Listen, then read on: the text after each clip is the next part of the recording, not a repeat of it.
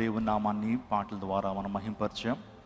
యేసుక్రీస్తు ప్రభుల వారు ఎందుకు ఆయన ప్రాణం త్యాగం చేశారో, సిలువ యొక్క గొప్పతనం ఏంటో, గుడ్ ఫ్రైడే యొక్క ఔన్నత్యత ఏంటో పాటల ద్వారా కొన్ని విషయాలు మేము నేర్చుకోగలిగాం.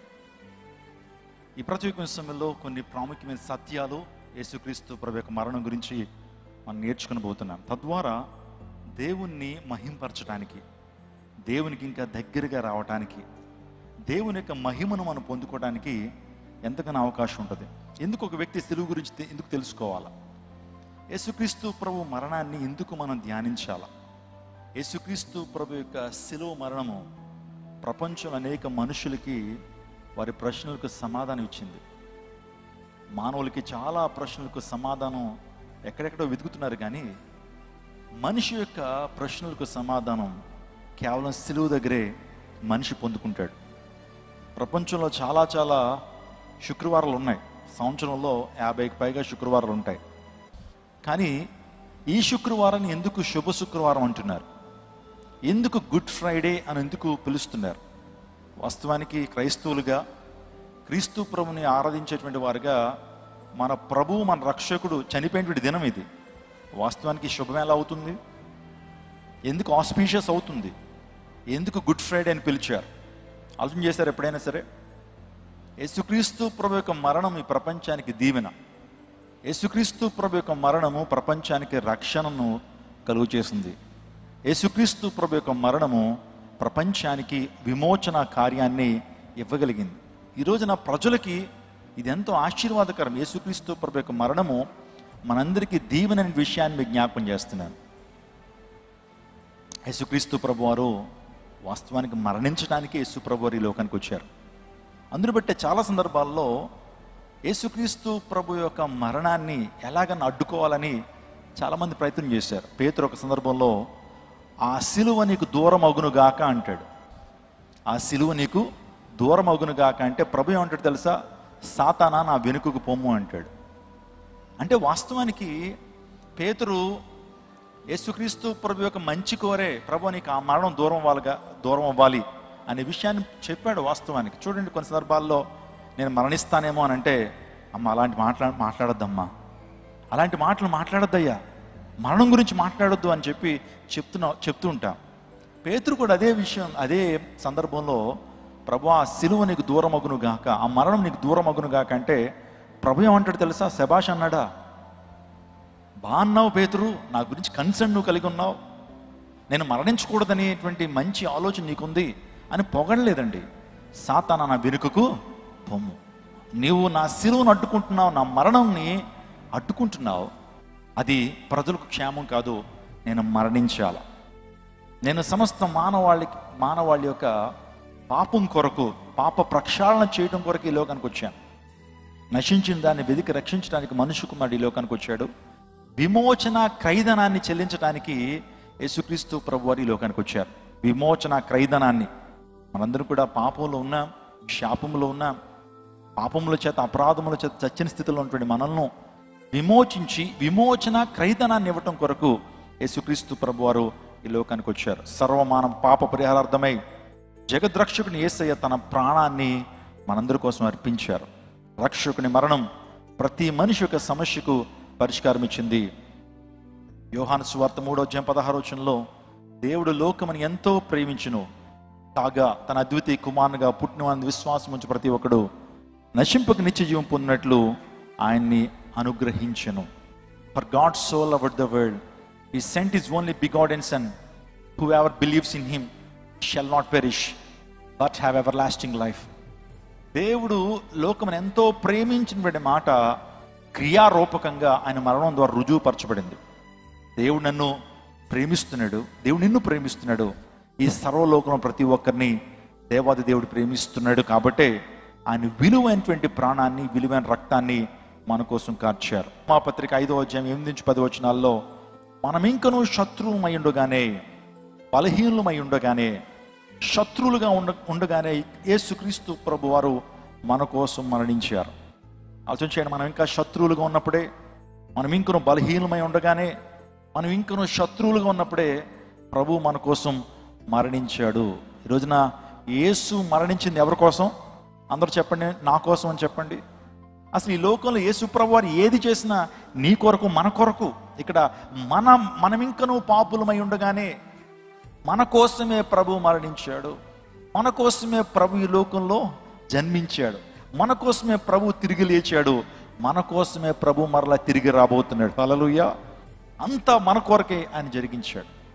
ఈ యొక్క ఉదయకాల సమయంలో నేను సిలువ గురించి కొన్ని ప్రాముఖ్యమైన సత్యాలు మీతో మాట్లాడతాను. ఒక సందర్భంలోనట ఒక తండ్రి ఉన్నాడు. ఆ తండ్రికి ఒక మంచి కూతురు కూడా ఉంది. తండ్రి ఒకరోజు పుట్టినరోజు జరుపుకుంటా ఉన్నాడు. ఆ కూతురు, ఆమెకు 8 సంవత్సరాలు ఉంటాయి. తండ్రికి ఏదైనా గిఫ్ట్ ఇవ్వాలనే ఉద్దేశంతో ఆమె ఒక బాక్స్ తీసుకొచ్చి తండ్రి చేతిలో పెట్టిందట. తండ్రి చేతిలో పెట్టగానే తండ్రి ఎంతగానో సంబరపడ్డాడు, ఎంతగానో ఆనందపడ్డాడు. నా కూతురు, నేను ప్రేమిస్తున్న నా కూతురు నా కొరకు ఏం తీసుకొచ్చింది? చక్కటి గిఫ్ట్ తీసుకొచ్చిందని. వెంటనే తన ముందే ఓపెన్ చేసినప్పుడు ఆ గిఫ్ట్ అనేది ఎంటీగా ఉంది. ఎలా ఉంది? ఖాళీగా ఉంది. వెంటనే he was little bit disappointed for that gift. ఆ గిఫ్ట్ని బట్టి కొంతగా నిరుత్సాహపడ్డాడు. ఏంటమ్మా ఎలాంటి గిఫ్ట్ ఇచ్చావు? ఏదో చిన్నదో పెద్దో తీసుకురావాలి, ఇలా ఇచ్చి నన్ను అవమానపరుస్తున్నావనంటే, లేదు నాన్న, ఈ ప్రపంచంలో ఏ గిఫ్ట్ తీసుకొచ్చి నీకు ఇచ్చినా సరే నీ ప్రేమ ముందు అది సరితూగదు. సో ఈ ఎంటీ బాక్స్, నా ప్రేమనంతా కూడా ఆ బాక్స్లో నింపి నీ చేతిలో పెడుతున్నాను డాడీ. నిజంగా నేను చాలా ఆలోచన చేశాను నీకు ఏం గిఫ్ట్ ఇవ్వాలని. నాకు ఏ గిఫ్ట్ అయినా సరే నీ ప్రేమ ముందు తక్కువగానే అనిపించింది. అందుబట్టి నా ప్రేమనంతా కూడా ఆ బాక్స్లో నింపి నీకు గిఫ్ట్ ఇస్తున్నాను అన్నప్పుడు తండ్రి వాస్తవానికి సంతోషించలేదు. ఆ బాక్స్ పక్కన పెట్టేశాడు. పెట్టిన తర్వాత బర్త్డే అయిపోయింది. కొన్ని నెలల తర్వాత ఆ బిడ్డకు జ్వరం వస్తూ ఉందండి. 104, 103 జ్వరం వస్తూ ఉంది. డాక్టర్ దగ్గర తీసుకెళ్ళాడు. ఏదో పారాసిటమాల్ టాబ్లెట్ ఇస్తున్నారు కానీ జ్వరం తగ్గట్లేదు. సుమారు కంటిన్యూస్గా 10 రోజులు ఆ జ్వరం ఉంది. వెంటనే ఈసారి పెద్ద డాక్టర్ దగ్గర తీసుకెళ్ళి రక్త పరీక్షలు చేసినప్పుడు ఆ యొక్క చంటి బిడ్డకు 8 సంవత్సరాల పాపకి లుకేమియా అనేటువంటి వ్యాధి సోకింది. లుకేమియా అంటే బ్లడ్ క్యాన్సర్ వచ్చిందండి ఆ పాపకి. ట్రీట్మెంట్ స్టార్ట్ చేశారు. క్యాన్సర్ వచ్చినటువంటి వారికి ఇచ్చేటువంటి ట్రీట్మెంట్ మీకు తెలుసు, రేడియేషన్ ఇస్తారు.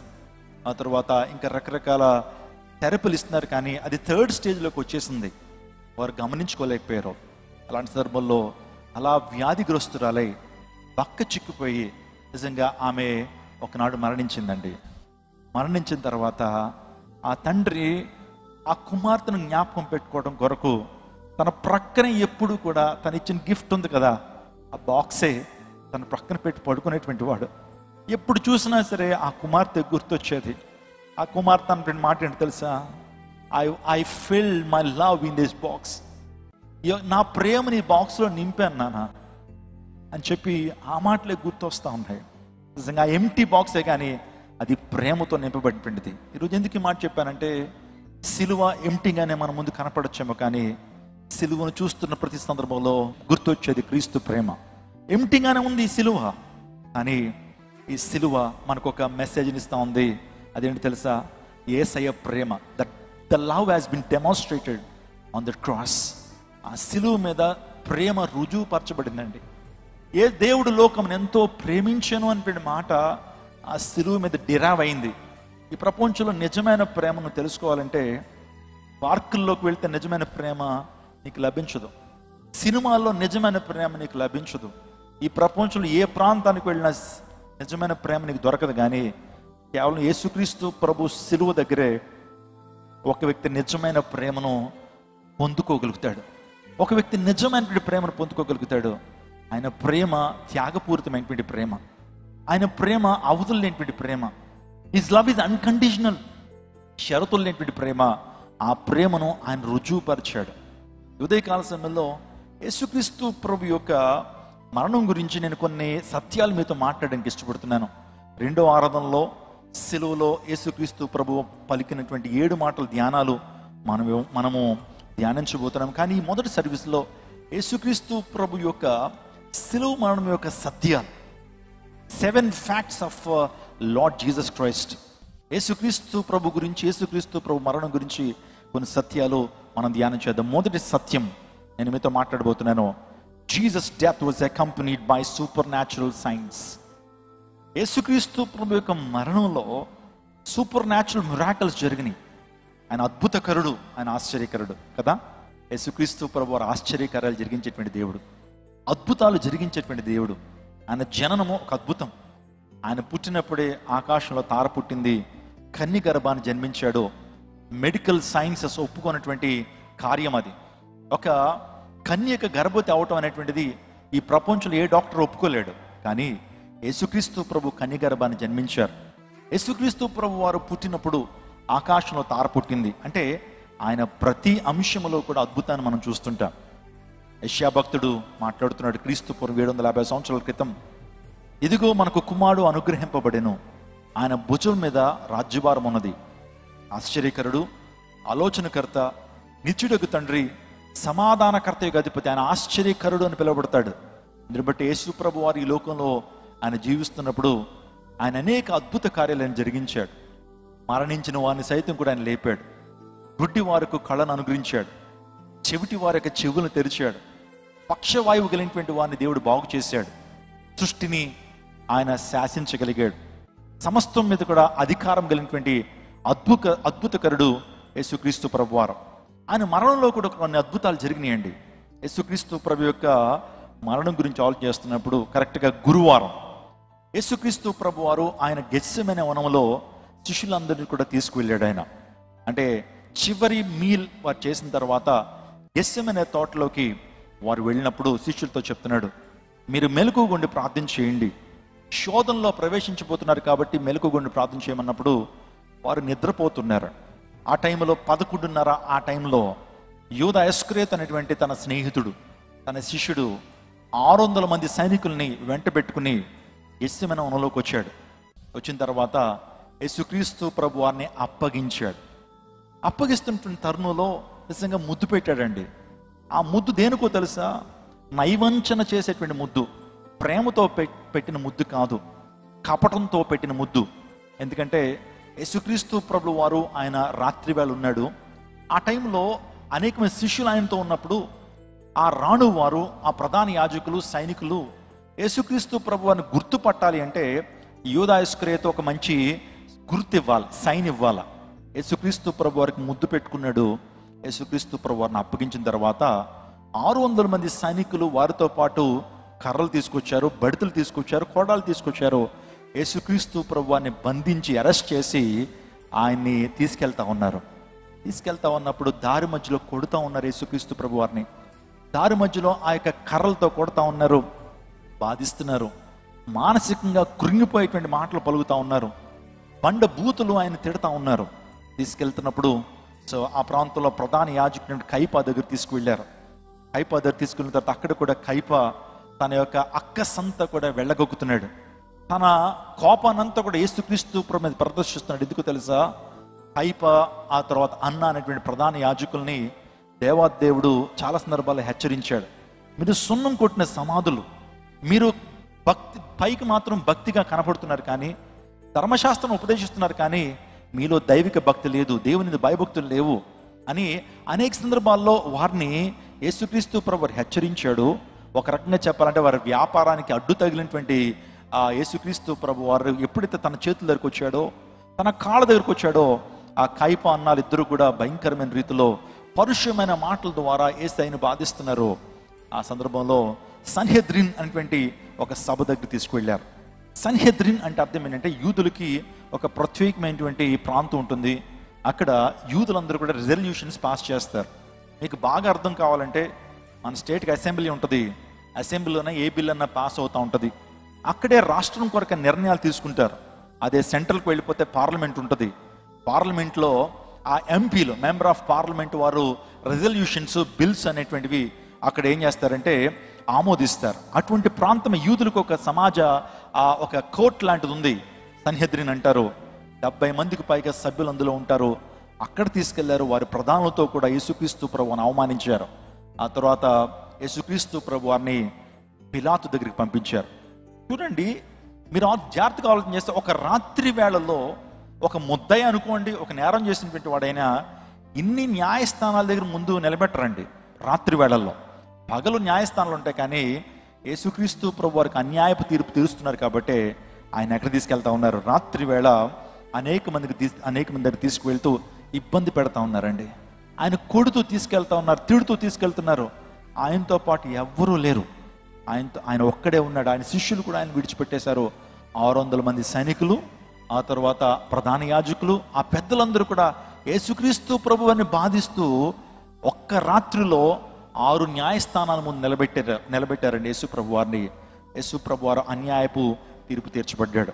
ఇలా ఆలోచించుకుంటూ పోతే చాలా విషయాలు మనం ధ్యానం చేయొచ్చు. ఈ రోజున ఆయన 4వ మాట సిలువలో ఆయన పలుకుతున్నాడు. మధ్యాహ్నం 3 గంటలకి, ఏలి ఏలి లామ సబక్తాని, ఏలి ఏలి లామ సబక్తాని. అనేక మంది అక్కడ ఉన్నటువంటి వారు అనుకున్నారు, ఏలి అని పిలుస్తున్నాడు రా, ఏలి అని పిలుస్తున్నాడు, ప్రవక్త అని ఏలి అని పిలుస్తున్నాడు, అందుని బట్టి ఆయన వచ్చి రక్షించమని కోరుకుంటున్నాడేమో అని అనుకున్నారు. కానీ ఆయన పలుకుతున్న మాట అర్థం ఏంటో తెలుసా? యేసుక్రీస్తు ప్రభువు అరామిక్ భాషలో మాట్లాడుతున్నాడు. అంటే హెబ్రీ భాషకు ఒక డైలెక్ట్ ఏంటంటే అరామిక్ భాష. అరామిక్ భాషలో తన సొంత భాషలో ఏలి ఏలి లామ సబక్తాని అని యేసుక్రీస్తు ప్రభు వారు ఎప్పుడైతే పిలిచారో ఆ మాటకు అర్థం అంటే, నా దేవా నా దేవా నన్నేలా చేయి విడిచితివి, నన్ను ఎందుకు చేయి విడిచావు అని ఎప్పుడైతే యేసుక్రీస్తు ప్రభు బిగ్గరగా ఆ కేక వేశాడో, అక్కడ ఆ సిలువలో జరిగిన అద్భుతాలు చెప్తున్నాను. వెంటనే ఆ కేక వేసినప్పుడు అక్కడ ఉన్నటువంటి బండలు బద్దలాసిపోతా ఉన్నాయి. అక్కడ భూకంపం కలిగినట్లుగా మనం చూస్తూ ఉంటాం. దేవాలయం తెర పైనుంచి కింద దాకా చిరిగిపోద్ది. అంత మాత్రమే కాదు, ఆ మాట పలక ముందే ఆ మధ్యాహ్న కాల సమయంలో పోతే ఆ దేశం అంతా కూడా చీకటి కమ్ముకుందని దేవుని లేఖనాలు మనం చూస్తున్నాం. ఒకసారి మత్తయి సువార్త 27వ అధ్యాయం 51వ వచనం చదువుకుందాం. అప్పుడు దేవాలయపు తెర పై నుండి క్రింద వరకు రెండుగా చినిగెను, భూమి వణికెను, బండలు బద్దలాయెను, సమాధులు తెరవబడెను, నిద్రించిన అనేక మంది పరిశుద్ధుల శరీరములు లేచును. అక్కడ కొన్ని అద్భుతాలు జరుగుతున్నాయండి. యేసుక్రీస్తు ప్రభువారు సిలువలో ఉన్నప్పుడు అక్కడ ఆ భూభాగం అంతా కూడా చీకటి కమ్ముకుంది. మీరు అనుకుంటారేమో అది సోలార్ ఎక్లిప్స్ ఏమో, సూర్యగ్రహణం ఏమో అనుకోవచ్చేమో. సూర్యగ్రహణం కాదండి. వాస్తవానికి పస్కా పండుగ రోజున యేసుక్రీస్తు ప్రభు వారు ఆయన సిలువ మరణాన్ని పొందుతూ ఉన్నాడు. పస్కా అనేటువంటి ఆ పండుగ అనేటువంటిది ఒక రకంగా చెప్పాలంటే సూర్యగ్రహణం వచ్చేటువంటిది కాదండి. వాస్తవానికి అక్కడ సూర్యగ్రహణం వచ్చేటువంటి ఛాన్సులు లేవు. పోనీ బాగా మేఘావృతం అయిపోయిందేమో, నల్లటి కారు మబ్బులు కమ్మేసుకున్నాయేమో, అందుని బట్టి చీకటి అయిపోయింది అనడానికి కూడా లేదు. అది ఎలాంటి చీకటి తెలుసండి? అర్ధరాత్రి ఎటువంటి చీకటి అయితే వస్తుందో అటువంటి చీకటి ఆ మధ్యాహ్నంలో జరిగినట్లుగా మనం చూస్తూ ఉంటాం. బైబిల్ లేఖనాలు ఏం చెప్పినాయో అది సత్యం అన్నటువంటి విషయాన్ని మీకు జ్ఞాపకం చేస్తున్నాను. యేసుక్రీస్తు ప్రభు వారు ఆయన ఆ మాట పలికినప్పుడు జరిగిన అద్భుతాలు మనం చూస్తున్నాం. యేసుక్రీస్తు ప్రభు వారు మరణములో అనేకమైన అద్భుతాలు జరిగినట్లుగా మనం చూస్తూ ఉంటాం. ఇందాక చెప్పాను, యేసుక్రీస్తు ప్రభు వారు పుట్టినప్పుడు ఆకాశంలో ఏం పుట్టింది? తార పుట్టింది. అదే ఈ లోకాన్ని ఆయన విడిచి వెళ్ళిపోతున్నప్పుడు యేసుక్రీస్తు ప్రభుల వారు ఆయన మరణిస్తున్నప్పుడు సూర్యుడే కనుమరుగైపోయాడు. ఆయన పుట్టినప్పుడు గొప్ప వెలుగు అనేటువంటిది లోకానికి వచ్చింది.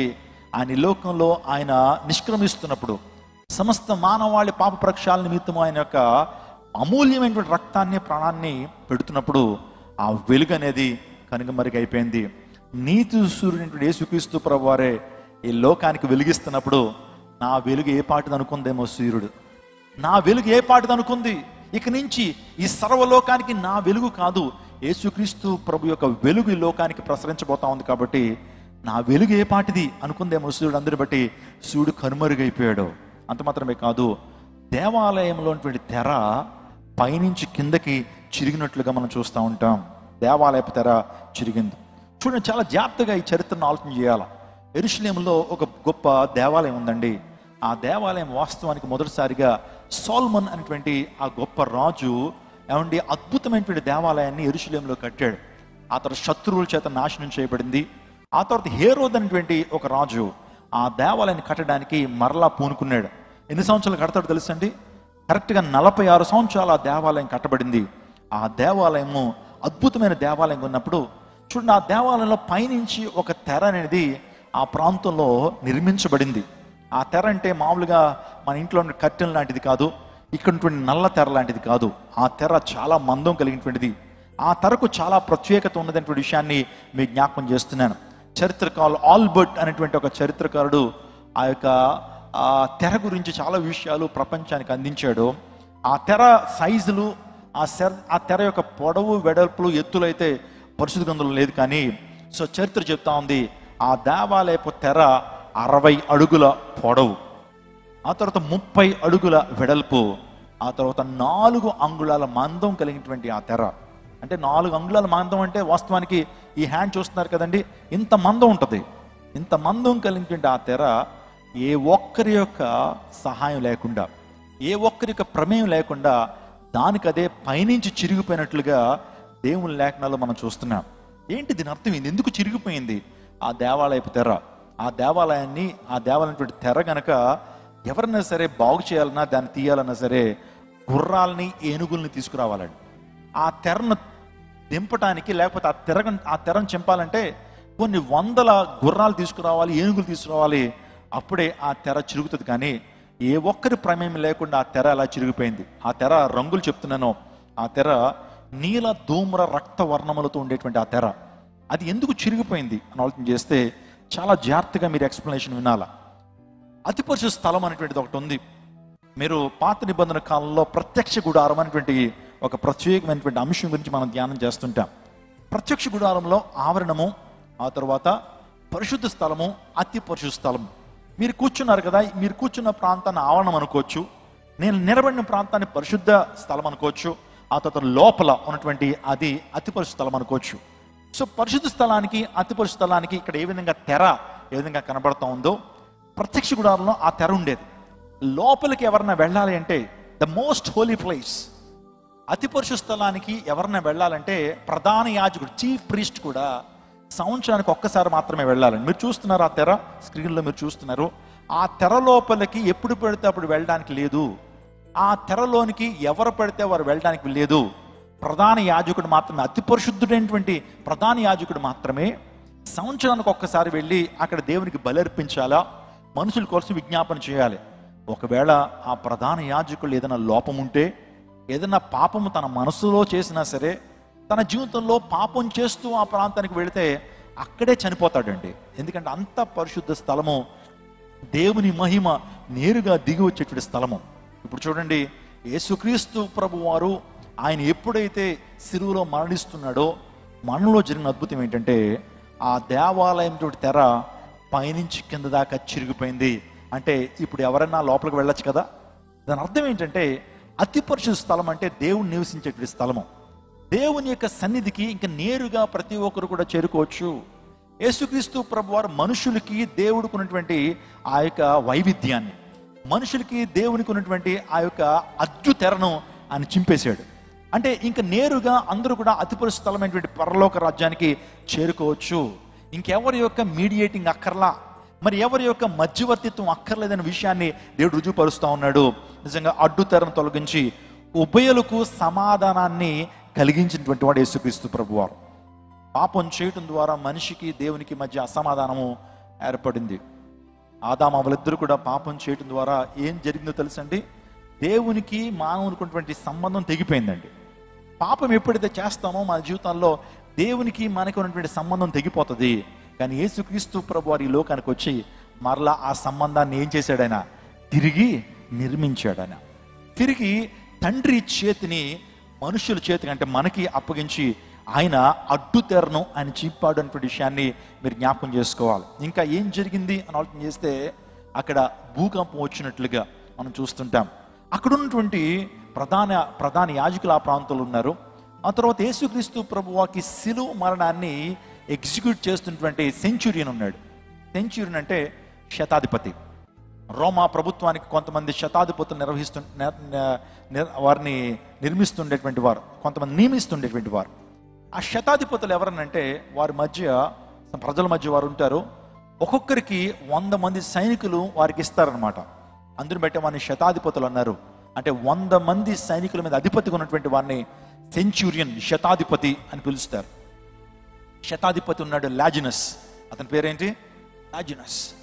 లాజినస్ యేసుక్రీస్తు ప్రభు యొక్క ఆయన తీర్పు చూస్తున్నాడు. యేసుక్రీస్తు ప్రభువాన్ని ఆ కొరడాలతో కొట్టిన దృశ్యాన్ని చూస్తూ ఉన్నాడు. యేసుక్రీస్తు ప్రభు వారిని ఆయన గొల్గతా అనేటువంటి ఆ పర్వతానికి తీసుకెళ్ళి దృశ్యం చూస్తున్నాడు. యెరూషలేము నుంచి గొల్గతా పర్వతానికి అంటే సుమారుగా 1/2 కిలోమీటర్ కంటే కొద్ది దూరమే, 60 పర్లాంగులు ఉంటుంది అది.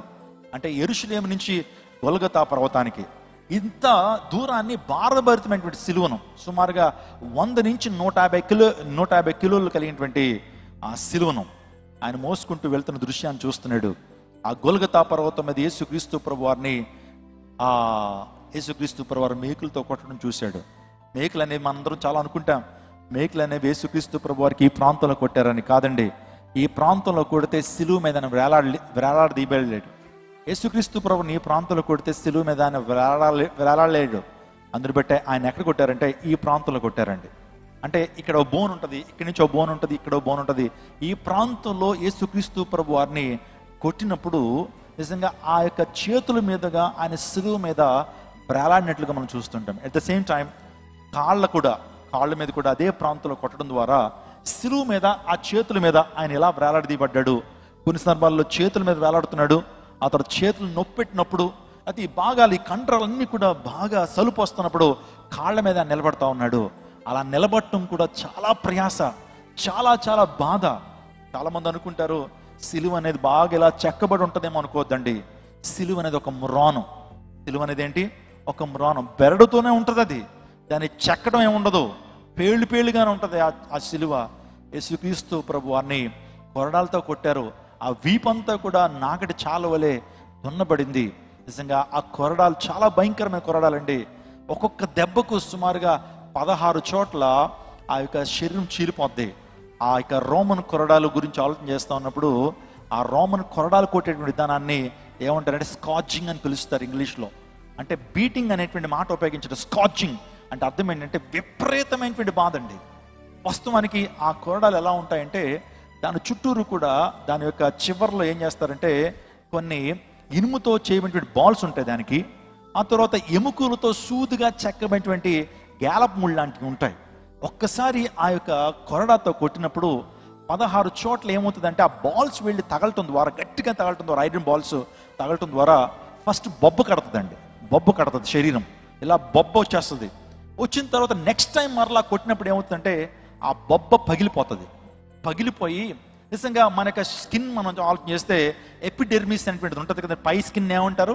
ఇక్కడ చాలా మంది డాక్టర్స్ చదువుకున్నటువంటి వారు, చాలా మంది మెడికల్ ప్రాక్టీషనర్స్ ఉంటే పై చర్మాన్ని ఎపిడెర్మిస్ అంటారు, లోపల డెర్మిస్ ఉంటుంది. లోపల శరీరాన్ని ఏమంటారు? డెర్మిస్ అంటారు. ఆ డెర్మిస్లో ఈ యొక్క బ్లడ్ వెజల్స్ ఉంటాయి.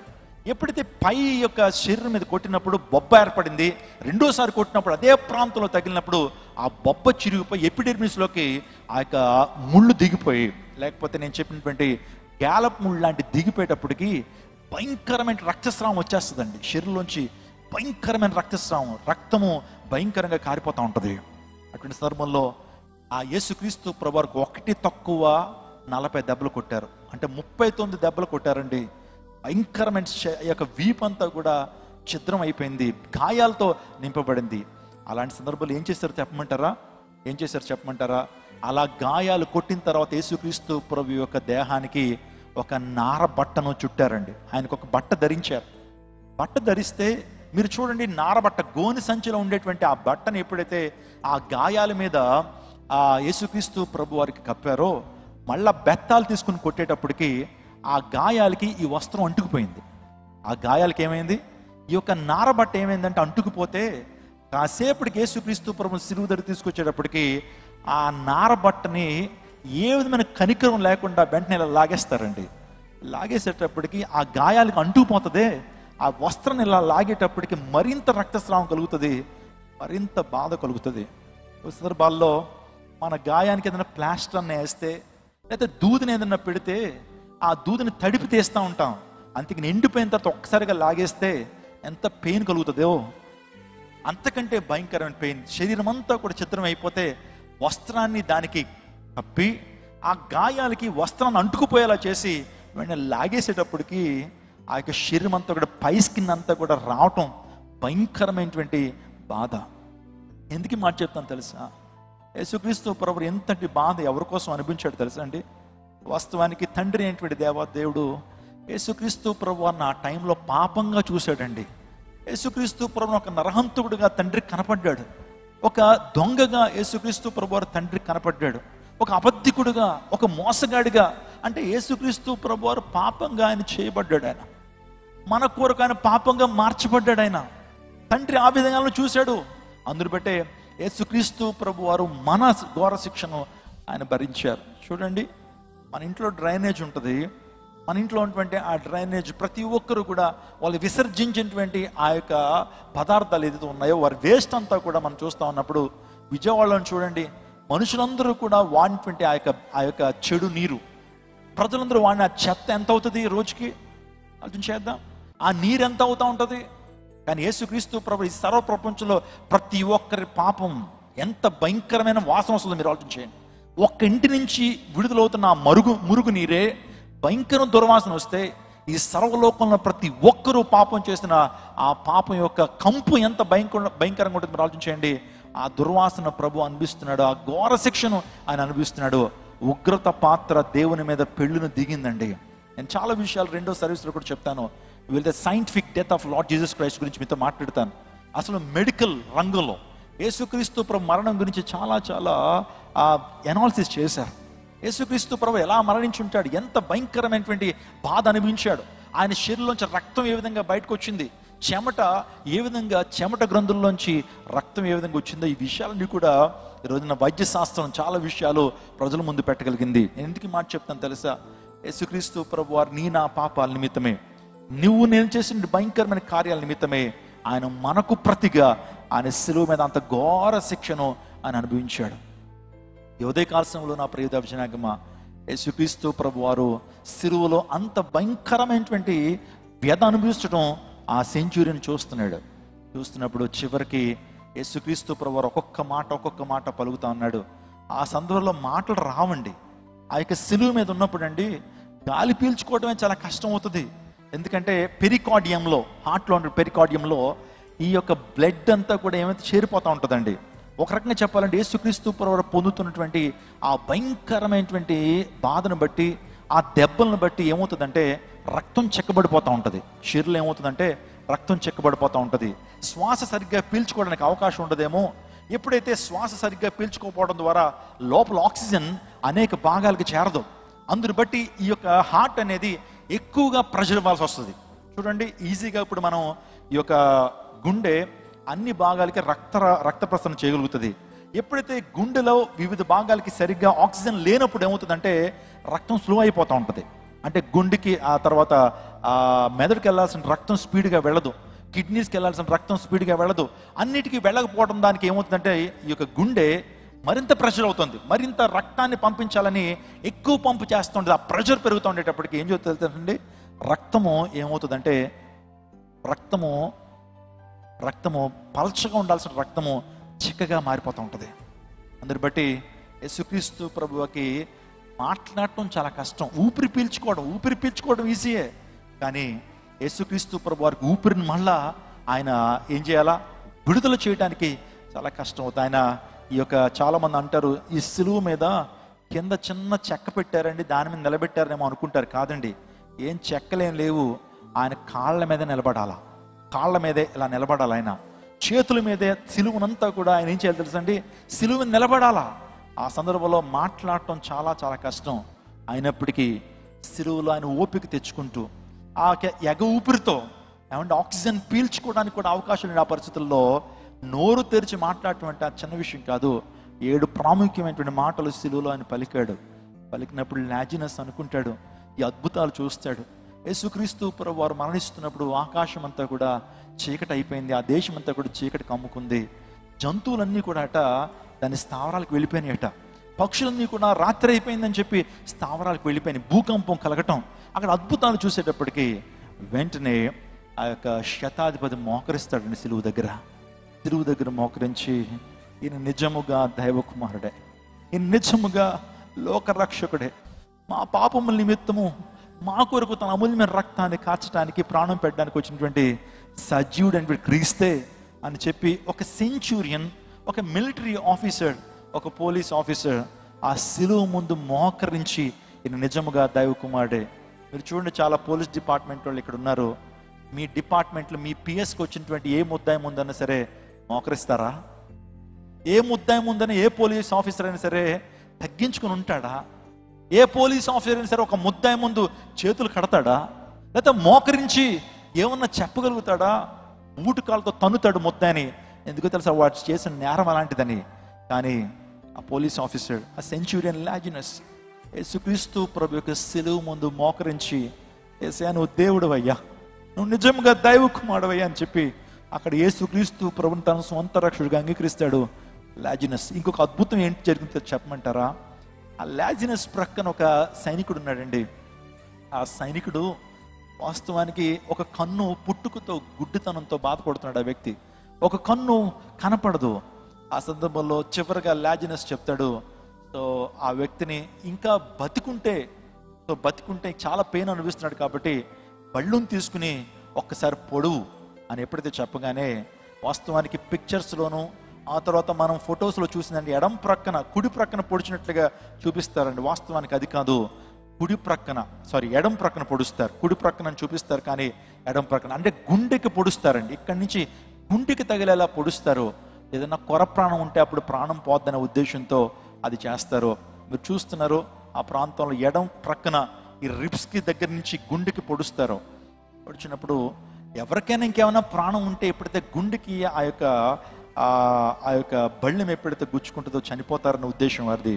కానీ ఆ టైంలో యేసుక్రీస్తు ప్రభుకి శరీరంలోంచి రక్తము నీరు బయటకు వచ్చింది. నేను చెప్పాను, పెరికార్డియం అనేటువంటి ఆ ప్రాంతంలో యేసుక్రీస్తు ప్రభువుకి రక్తము నీళ్లు రెండు కూడా ఒకటైపోయినాయండి. ఆ ప్రాంతానికి వచ్చేసినాయి. అందరూ బట్టే పొడిచినప్పుడు ఏమైందంటే ఆ రక్తము నీళ్లు కలిసిన ద్రావకం అనేది బయటకు వచ్చింది.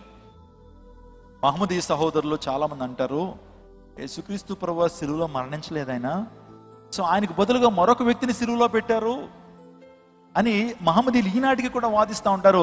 ఆ యేసుక్రీస్తు ప్రభువు మరణం వస్తే రక్షణ కార్యం జరిగింది, అది వారికి ఇష్టం లేదు. ప్రాయశ్చిత్తం అనేటువంటి జరిగిందనేటువంటి విషయం వారికి ఇష్టం లేదు. కాబట్టి యేసు ప్రభువు సిలువలో మరణించలేదు, సిలువెక్కాడు నిజమే, కానీ సిలువ మీద దింపేసరి మాట్లాడుతుంటారు. ఆయన మరణించలేదట. వాస్తవానికి ఆలోచన చేస్తే సిలువ మరణం పొందినటువంటి ఏ వ్యక్తి కూడా బ్రతికేటువంటి అవకాశాలు ఉండవండి. ఒక మాట చెప్పమంటారా? కొరడా దెబ్బలు కొడుతున్నప్పుడే చాలా మంది చచ్చిపోతారండి. కొరడా దెబ్బలు తింటున్నప్పుడే చాలా మంది మరణిస్తారు. యేసు ప్రభువు అంత బాధ అనుభవిస్తున్నారు. ఆయన సిలువలో మరణించాడు. ఆయన సిలువలో మరణించి మనందరి పాపాలకి ప్రాయశ్చిత్తం జరిగించాడు యేసుక్రీస్తు ప్రభువారు. ఆయన ఎప్పుడైతే ఆ బళ్ళెముతో యేసుక్రీస్తు ప్రభు యొక్క పక్కలో పొడిచినప్పుడు ఆయన శరీరంలోంచి రక్తము నీళ్లు ఎప్పుడైతే బయటకు వచ్చినాయో, ఆయన కళ్ళలో, మీరు చూస్తున్నారు ఆ స్క్రీన్లో, ఆ ద్రావకం ఎప్పుడైతే తన కళ్ళల్లో పడినప్పుడు ఆ యొక్క సైనికుడు కళ్ళు తెరవబడ్డాయి. గట్టిగా చప్పలు కొడుతూ దేవుని నామం పరచండి. వెంటనే చూస్తున్న ఆ యొక్క సైనికుడు కూడా ఏ విధంగా మోకరించాడో, ఆ సైనికుడు కూడా సిలువ దగ్గర ఏ విధంగా మోకరించాడో మనం చూస్తున్నాము. ఆయన యొక్క దేహంలోంచి కానిటువంటి ఆ ద్రవం తన యొక్క కళ్ళల్లో పడినప్పుడు అది స్వస్థతనిచ్చింది. ఈరోజు ఒక మాట చెప్తున్నాను, ఆయన పొందిన దెబ్బల చేత మనకు స్వస్థత. యెషయా గ్రంథం 53వ అధ్యాయంలో ఆ మాట మనం చూస్తుంటాం. ఆయన పొందిన దెబ్బల చేత మనకు స్వస్థత. ఆయన సమాధానార్థమైన శిక్ష మన మీద పడెను. నిజంగా మన అతిక్రమ క్రియలను బట్టి ఆయన నలుగుగొట్టబడెను. నలుగొట్టబడ్డాడు. మన సమాధాన శిక్ష ఆయన మీద పడింది. ఆయన పొందిన దెబ్బల చేత మనకు స్వస్థత. ఈరోజు ఈ యొక్క ఉదయకాల సమయంలో యేసుక్రీస్తు ప్రభు గాయాల ద్వారా మనకు స్వస్థత, యేసు ప్రభు రక్తము ద్వారా మనకు స్వస్థత. ఆయన మనకు ఆధ్యాత్మిక స్వస్థత, శారీరక స్వస్థత, మానసిక స్వస్థతను ప్రభు ఇవ్వగలడు. ఈ యొక్క ఉదయకాల సమయంలో నువ్వు ఎటువంటి రోగముతో వచ్చినప్పటికీ, అదొక వేళ దీర్ఘకాలిక రోగం అవ్వచ్చు, తాత్కాలిక రోగం అవ్వచ్చు, డాక్టర్ వల్ల నయం కాని రోగం కావచ్చు, కానీ యేసుక్రీస్తు ప్రభు పొందిన దెబ్బల చేత మనకు స్వస్థత, యేసుక్రీస్తు ప్రభు పొందిన గాయముల చేత మనకు శారీరక స్వస్థతను ప్రభు ఇవ్వగలడు. నిర్గమాకాండం 15వ అధ్యాయంలో నేను స్వస్థపరచు యెహోవాను నేనే అని వాగ్దానం చేశాడు. నేను స్వస్థపరచగలిగిన దేవుడు. ఒకవేళ నువ్వు ఒక క్యాన్సర్తో బాధపడుతున్నప్పటికీ, ఒక గుండె సమత రోగంతో నువ్వు బాధపడుతున్నప్పటికీ, నీ జీవితంలో ఏ రకమైనటువంటి రోగమైనా సరే, మా డాక్టర్ల దగ్గర మందులు లేనటువంటి రోగములు అయినప్పటికీ దేవాదేవుడిని స్వస్థపరచగలడు. నా జీవితంలో అనేక సందర్భాల్లో మందులు లేకుండా దేవుడు స్వస్థపరిచాడు. అనేక మందికి దేవుని నామం పేట, క్రీస్తు నామంలో ప్రార్థన చేస్తున్నప్పుడు అనేక మంది దీర్ఘకాలిక రోగాల నుంచి స్వస్థపరచబడుతున్నారు మన మందిరంలో. స్తోత్రం చెప్పండి, హల్లెలూయా. ఈ రోజున ఆ యొక్క సైనికుడు ఎప్పుడైతే బళ్ళుతో పొడిచినప్పుడు యేసు ప్రభు వారి యొక్క దేహం నుంచి వచ్చినటువంటి రక్తము నీళ్లు కలిసినటువంటి ఆ ద్రావకం ద్వారా అతని కళ్ళు తెరవబడ్డాయి. యేసు ప్రభు వారు ఈ లోకంలో ఆయన ఉన్నప్పుడు అనేక మంది గుడ్డి వారి యొక్క కళ్ళని ఆయన తెరిచాడు. భర్తిమైనటువంటి గుడ్డి భిక్షకుడి యొక్క కళ్ళని ఆయన తెరిచాడు. ఆయన మరణిస్తున్న టైంలో కూడా ఒక వ్యక్తికి రక్షణ ఇచ్చాడు. ఎవరా వ్యక్తి? సిలువలో ఉన్నటువంటి రెండవ దొంగ, కుడి ప్రక్కన వేలాడి దీపినటువంటి ఆ దొంగ, యేసయ్యా నువ్వు నీ రాజ్యానికి వెళ్తున్నప్పుడు నన్ను జ్ఞాపకం చేసుకో అయ్యా, నువ్వు రాజ్యానికి వెళ్తున్నప్పుడు నన్ను జ్ఞాపకం చేసుకో అని రెండవ దొంగ అడిగినప్పుడు యేసుక్రీస్తు ప్రభువారు, నేడు నీవు నాతో కూడా పరదేశంలో ఉంటావు, you will be with me in Paradise today, ఈ రోజున నీవు నాతో కూడా పరదేశంలో ఉంటావని సిలువలో పశ్చాత్తాప హృదయంతో క్షమాపణ అడిగినటువంటి ఆ వ్యక్తికి క్షమించి రక్షణ భాగ్యాన్ని కలుగు చేయటం మాత్రమే కాదు, సిలువలో ఉన్నప్పుడు ఆయన ఒక వ్యక్తిని స్వస్థపరిచాడు. హల్లెలూయా. ఆదరించాడు, తన తల్లిని ఆదరించాడు, తన శిష్యుడి యోహాన్ని ఆదరించాడు. ఇదిగో నీ తల్లి, ఇదిగో నీ కుమారుడు అని చెప్పి ఆయన బాధ్యత నిర్వర్తించాడండి. కొడుకు బాధ్యత ఆయన నిర్వర్తించాడు, ఒక లీడర్ బాధ్యత కూడా ఆయన నిర్వర్తించాడు. ఆయన మీద పెట్టబడిన ప్రతి బాధ్యత కూడా ఆయన నిర్వర్తించి సమాప్తమైనది. It is finished, it is finished, it is finished అనేటువంటి మాట 6వ మాట మనం చూస్తూ ఉంటాం. ఇట్ ఈస్ ఫినిష్డ్ అంటే సమాప్తమైనది. ఏం సమాప్తమైంది? చాలామంది అనుకుంటారు ఇంక జీవితం సమాప్తమైపోయింది, యేసు ప్రభు యొక్క చాప్టర్ క్లోజ్ అయిపోయింది, అందరూ బట్టి సమాప్తం అయిపోయింది అంటున్నాడు రా అని చెప్పి హేళనగా మాట్లాడుతుంటే, సమాప్తమైంది దేనికి తెలుసా? నా మీద ఉంచిన బాధ్యత నేను సమాప్తం చేశాను. అదే గ్రీకు భాషలో సమాప్తమైనది, ఇట్ ఈస్ ఫినిష్డ్ అనడానికి టెట్లాస్ట్రాయ్ అంటారు. గ్రీకు భాషలో టెట్లాస్ట్రాయ్ అంటే ఇట్ ఈస్ ఫినిష్డ్, సమాప్తమైంది. ఒక ఆర్టిస్ట్ ఒక కుంచె తీసుకుని ఆర్ట్ అంతా కూడా వేసేసిన తర్వాత చివరికి ఓనర్ దగ్గరికి వచ్చి టెట్లాస్ట్రాయ్ అంటాడు, అంటే ఫినిష్ అయిపోయిందని. ఒక తాపీ మేస్త్రి, ఒక మేసన్ ఆ యొక్క కన్స్ట్రక్షన్ అంతా కంప్లీట్ చేసిన తర్వాత అతని యొక్క ఇంజనీర్ దగ్గరికి వచ్చి సార్ టెట్లాస్ట్రాయ్ అంటాడు, అంటే అర్థం ఏంటి? ఇట్స్ ఫినిష్డ్, సమాప్తమైంది. ఇప్పుడు యేసుక్రీస్తు ప్రభువు కూడా తండ్రితో చెప్తున్నారు, ఇట్ ఇస్ ఫినిష్డ్. నా మీద పెట్టిన బాధ్యత, నేను ఈ ప్రపంచానికి రక్షణ భాగ్యాన్ని కలిగించాలా, నేను సమస్త మానవాళ్ళ కొరకు ఈ రక్తాన్ని అర్పించాలి, ప్రాణాన్ని పెట్టాలి, ఈ బాధ్యత నా మీద ఉంచావు కదా దేవా, నా బాధ్యతను నమ్మకంగా నిర్వర్తించాను అని చెప్పి యేసు ప్రభువు సమాప్తమైందని మాట్లాడుతున్నాడు. ఉదయకాల సమయంలో ఏమి సమాప్తమైందని ఆలోచన చేస్తే ఏం సమాప్తమైందంటే ధర్మశాస్త్రానికి సమాప్తి అయి ఉన్నాడు యేసు ప్రభువారు. చాలా జాగ్రత్తగా ఉన్నాడు మీరు. ధర్మశాస్త్రానికి సమాప్తి అయి ఉన్నాడు. ఒకసారి గ్రంథాలు తెరుద్దాం. రోమాపత్రిక 10వ అధ్యాయం, రోమాపత్రిక 10వ అధ్యాయం 4వ వచనం. విశ్వసించు ప్రతి వానికి నీతి కలుగుటకై క్రీస్తు ధర్మశాస్త్రమునకు సమాప్తి అయి ఉన్నాడు. చూడండి, దేవుని నీతితో నింపబడుటకు ధర్మశాస్త్రానికి దేవుడు సమాప్తి అయి ఉన్నాడు. What is law? ధర్మశాస్త్రం ఏంటి?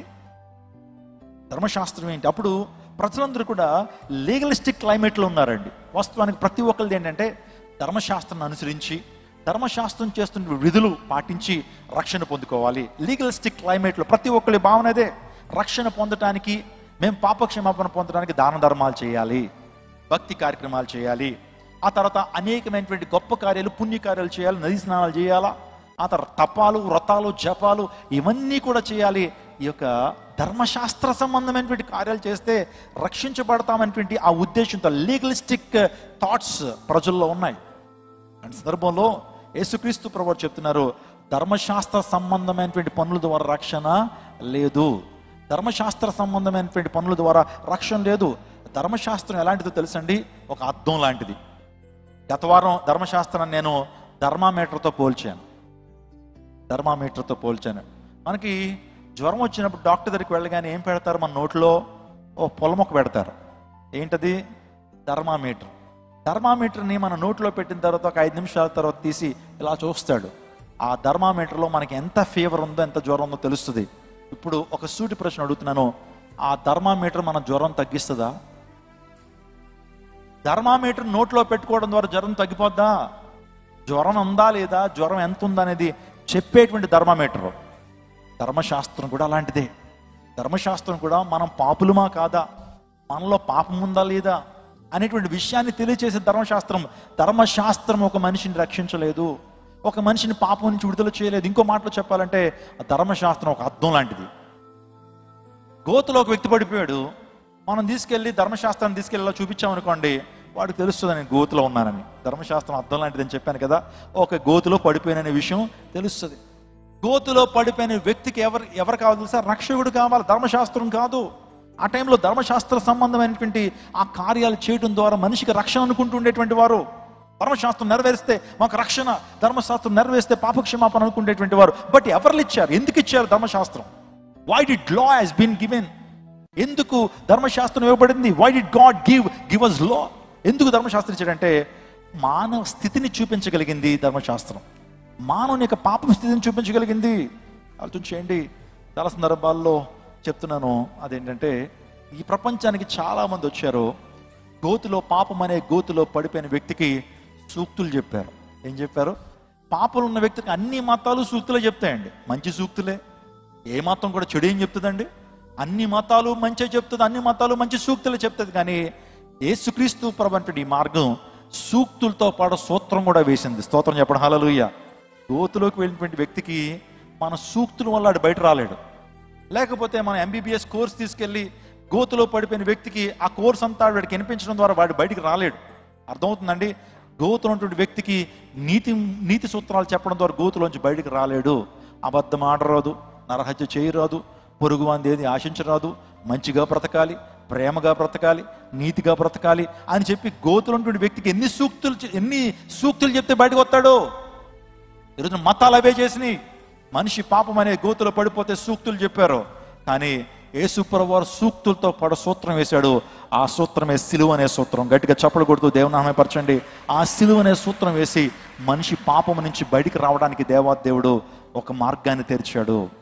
ప్రత్యక్ష గుడారం, పాత నిబంధనలో ప్రత్యక్ష గుడారం, బలులు, ఆ తర్వాత ప్రత్యక్ష గుడార కార్యాలు, ఇవన్నీ కూడా పాత నిబంధనలో ధర్మశాస్త్రం చేయమని చెప్పింది. కానీ యేసుక్రీస్తు ప్రభు మరణం ద్వారా ధర్మశాస్త్ర యుగాన్ని కొట్టివేసి కృపాయుగాన్ని వెలుగులోకి తీసుకొచ్చాడు. హల్లెలూయా. ద డిస్పెన్షన్ ఆఫ్ గ్రేస్, కృపాయుగాన్ని ప్రభు యేసుక్రీస్తు ప్రభు ఈ లోకానికి వచ్చారు. ఈ రోజున ధర్మశాస్త్ర సంబంధమైన కార్యాలను బట్టి మనకు రక్షణ లేదు. ఆ తర్వాత మనం చేసేటువంటి నీతి కార్యాలు, భక్తి కార్యాలు, ఇంకా మనం చెప్పాలంటే అనేకమైన భక్తి యోగం, జ్ఞాన యోగం, జ్ఞాన మార్గం, ఆ తర్వాత ఇంకా చెప్పాలంటే కర్మ మార్గము ద్వారా మనిషికి ఏమీ లేదు, నిత్య జీవం, పాపక్షమాపణ లేదు. కానీ ఈ రోజున క్రీస్తునందు విశ్వాసం ద్వారా మాత్రమే ఒక వ్యక్తి రక్షించబడతాడు. హల్లెలూయా. నువ్వు ఎన్ని పుణ్యక్షేత్రాలు తిరుగు, ఎన్ని నదుల్లో మునుగు, లేకపోతే ఎన్నో భక్తి కార్యక్రమాలు చేయి, విపరీతమైన భక్తి చేసే, ఉదయం లేచిందంటే రాత్రి పడుకునేంత వరకు భక్తి చేయి. దానివల్ల నీకేం కలగదు? రక్షణ కలగదు. ఈ రోజున ఎంత భక్తి పెరిగిపోతా ఉందండి.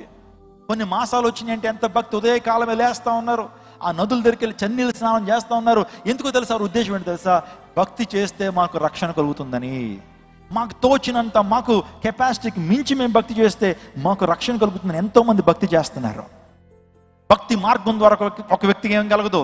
రక్షణ కలగదు. ఆ తర్వాత జ్ఞాన మార్గం, బాగా జ్ఞానం సంపాదించాలండి.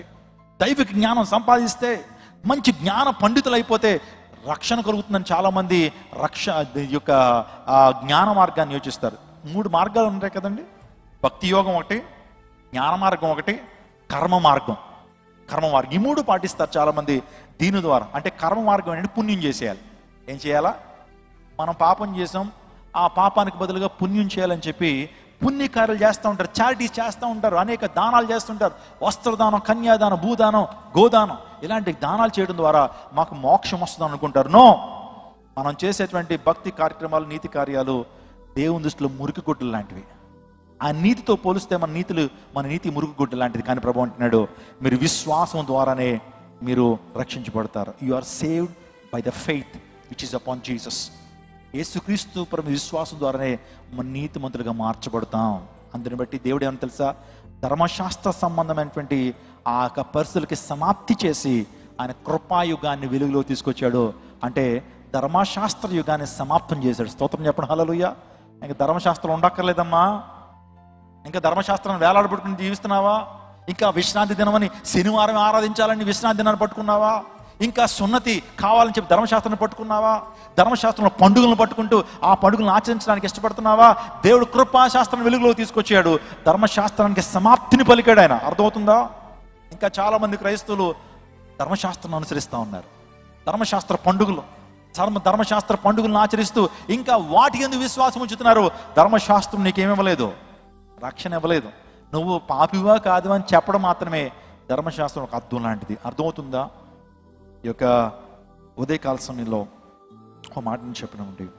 జాన్ న్యూటన్ అనేటువంటి ఒక దైవజనుడు ఉన్నాడండి. ఆ వ్యక్తి ఒక షిప్ క్యాప్టెన్గా ఉండేటువంటి వాడు, ఒక ఓడకి నావికుడికి ఉండేటువంటి వాడు. విస్తారమైన పాప జీవితం, ఆ ఓడల్లో భయంకర వ్యభిచార పాపం చేస్తూ భయంకరంగా జీవించేటువంటి వాడు. కానీ ఒకరోజు ప్రభు కృపను బట్టి రక్షించబడ్డాడండి. తన జీవితం వెలిగించబడింది. ఎవడైనా క్రీస్తునందున ఏడాలి వాడు నూతన సృష్టి, పాతవి గతించిన సమస్తం నూతనమైన దేవుని లేఖలు సెలవిస్తున్నాయి. అదే రీతిగా తన జీవితంలో గొప్ప మార్పును పొందుకుంటే ఒక పాస్టర్గా మారతాడు ఆయన. ఆ యొక్క వృత్తిని రిజైన్ చేసి, ఆ వృత్తికి రిజైన్ చేసి ఆ వ్యక్తి దైవజనుడిగా మార్చబడిన తర్వాత ప్రపంచానికి ఒక మంచి పాట రాస్తాడండి. ఆ పాట తెలియనటువంటి వారి ప్రపంచంలో ఎవరు ఉండరేమో అనిపిస్తుంది. ఆ పాట ఏంటి తెలుసా? Amazing grace, how sweet the sound, I'm wretch wretch అనేటువంటి మాట ఆ పాటలో పొందుపరుస్తాడు. అమేజింగ్ గ్రేస్ అనేటువంటి పాట మనందరికి బాగా తెలుసు. ఆ పాటను రచించింది ఆయనే. అందులో అంటాడు, ఐఎమ్ రచ్డ్ అంటే నేను పనికిమాలిన ఒక రొప్పుడు, భయంకరమైనటువంటి వ్యక్తిని ఏసే రక్తము, ఏసే కృప నన్ను రక్షించింది. It's an amazing grace. ఆయనక మీరు చూస్తున్నారు అక్కడ జాన్ న్యూటన్ అనేటువంటి వ్యక్తి రాసినటువంటి ఆ మాట, amazing grace, how sweet the sound that saved a వెచర్ లైక్ మీ. అంటే నాలాంటి పనికిమాలోని ఆ అమేజింగ్ గ్రేస్ ఏం చేసింది? మార్చింది. Once I was lost but now I'm found. నేను ఒకప్పుడు నేను ఏం చేయబడ్డాను? ఐ వాజ్ లాస్ట్, కానీ దేవుని కృప ద్వారా నేను దేవునికి కనుగొనబడ్డాను అని మాట్లాడుతున్నాడు. Once I was blind but I see. ఒకప్పుడు నేను గుడ్డివాడిని, ఇప్పుడు చూస్తున్నాను. ఒకప్పుడు చీకట్లో ఉన్నాను, ఇప్పుడు ఆశ్చర్యకరమైన వెలుగులోకి నేను వచ్చానని చెప్పి, వాట్ అన్ అమేజింగ్ గ్రేస్. నువ్వు ఒకవేళ రక్షించబడిన వ్యక్తివైతే దేవుని యొక్క కృప నీ మీద అపారంగా ఉంది. నువ్వు రక్షించబడ్డావంటే ఎవరో నీ తల్లిదండ్రులు చేసిన పుణ్యం అని అనుకోవద్దు. ఏదో దేవుని యొక్క కృప ద్వారా, ఏదో నువ్వు చేస్తున్నటువంటి భక్తి కార్యక్రమాలు నువ్వు రక్షించబడలా. ఈరోజు ఇంత గొప్ప ఆనందాన్ని నువ్వు అనుభవించడానికి కారణం ఏంటి తెలుసా? దేవుని ఉచితమైన కృప. ఈరోజు సజీవ లెక్కలు ఉన్నామంటే దేవుని యొక్క ఉచితమైన కృప. దేవుని సన్నిధిలో వచ్చి దేవుని సన్నిధిలో ఆరాధిస్తున్నామంటే దాని యొక్క ఉచితమైన కృప. మనం రక్షించబడి ఆ నిత్య జీవాన్ని పొందుకున్నామంటే దేవుని యొక్క కృప. అంతేగాని మనం చేస్తున్న ధర్మ కార్యాలు కాదు, మనం చేస్తున్న మంచి కార్యక్రమాలు కాదు, మనం పాడుతున్న పాటలు కాదు, మనం చేస్తున్న భక్తి కార్యక్రమాలు కాదు. కేవలం by the grace of lord Jesus Christ. It's an amazing grace. అది దేవుని కృప. ఒక మాట నేను చెప్పినామండి, రష్యాకి దగ్గర ఉక్రెయిన్ అనేటువంటి దేశం అందరికి బాగా తెలుసు. ఒక 3 years బ్యాక్ మనకు ఎవరికి తెలియదు ఉక్రెయిన్ గురించి. వాస్తవానికి ఉక్రెయిన్లో కూడా చాలా మంది బిడ్డలు MBBS చదువుతూ ఉంటారు. ఉక్రెయిన్లో యుద్ధం వచ్చిన తర్వాత బాగా పాపులర్ అయిపోయింది.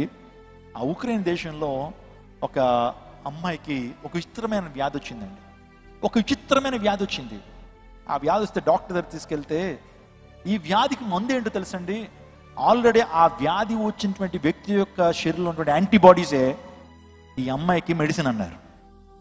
ఏంటంటే ఆ విచిత్రమైన వ్యాధికి మందులు లేవు, కానీ ఆల్రెడీ వ్యాధి ఎవరికైతే వస్తుందో వారిలో ఉన్నటువంటి ఆ యాంటీబాడీస్ ద్వారా ఈ అమ్మాయికి స్వస్థత చేకూరుతుంది అని ఎప్పుడైతే చెప్పగానే ఆ అమ్మాయి కంటే ముందుగా ఆ తల్లిదండ్రుల యొక్క పెద్ద కుమారుడికి ఆ వ్యాధి వస్తుందండి.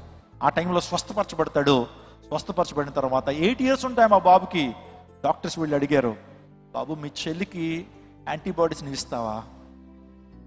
యాంటీబాడీస్ ఇస్తావా? మీ చెల్లి బ్రతకాలంటే నీ శరీరంలో ఉండే యాంటీబాడీస్ని ఆమె శరీరంలోకి ఎక్కించాలి, ఇస్తావంటే హీ వాజ్ గ్లాడ్లీ యాక్సెప్టెడ్ అండి. He gladly accepted to give his blood to his sister. Doctor గారు ఇస్తానని చెప్పి ఆ చిన్న పిల్లోడు ముందుకొచ్చి ఆ రక్తాన్ని ఆ యొక్క చెల్లికి ఇచ్చాడండి. ఎప్పుడైతే యాంటీబాడీస్ లోపలికి వెళ్ళినాయో ఆ పాప నిజంగా స్వస్థ చిత్రాలైంది. ఆ పాప బ్రతికింది. ఇప్పుడు చాలామంది అనొచ్చు, యేసుక్రీస్తు ప్రభు రక్తము ద్వారా మాకు ఏ విధంగా పాపక్షమాపణ అండి? యేసుక్రీస్తు ప్రభు శిలువ ద్వారా మాకు ఏ విధంగా పాపక్షమాపణ? యేసుక్రీస్తు ప్రభు ఎప్పుడో మరణిస్తే మాకు ఇప్పుడు రక్షణ ఏంటండి? ఒక సినిమాని బాలీవుడ్ వాళ్ళు తీశారు. ఆ సినిమా పేరు పీకే అనేటువంటి సినిమా తీశారు. అందులో చాలా దేవుళ్ళని విమర్శిస్తూ వస్తూ యేసుక్రీస్తు ప్రభు అని కూడా విమర్శించడం అనే విషయాన్ని నేను ఒక స్నేహితుడు నాకు పంపిస్తే చూశాను. ఆ యొక్క హీరో, ఆ డైరెక్టర్ ఏం చేశాడు తెలుసండి? ఆ చర్చ్కి వెళ్తాడు. వెళ్ళినప్పుడు అక్కడ చెప్తారు, యేసుక్రీస్తు ప్రభు యొక్క నీ ప్రతి పాపాన్ని బట్టి ఆయన శిలువలో తన అమూల్యమైన రక్తాన్ని ఖర్చు ప్రాణాన్ని అర్పించాడు అన్నప్పుడు వాడంటాడు, నేను ఇప్పుడు పాపం చేశాను, ఇప్పుడు ఎలా పోద్దని వ్యంగ్యంగా తీస్తాడు ఆ డైరెక్టర్. అంటే సిలువను గుర్చిన వార్త నశించిపోతున్న వారికి వెరితనమే. సిలువను గుర్చిన వార్త నశించిపోతున్న వారికి వెరితనమే. ఒక ఆయన బయలుదేరి ఈ మధ్యన అంటాడు, అతని పేరు దాస్ అనేటువంటి వ్యక్తి, నేను పూర్తి పేరు చెప్పడానికి కూడా ఇష్టపడలేదు, యూట్యూబ్లో కనపడతా ఉంటాడు.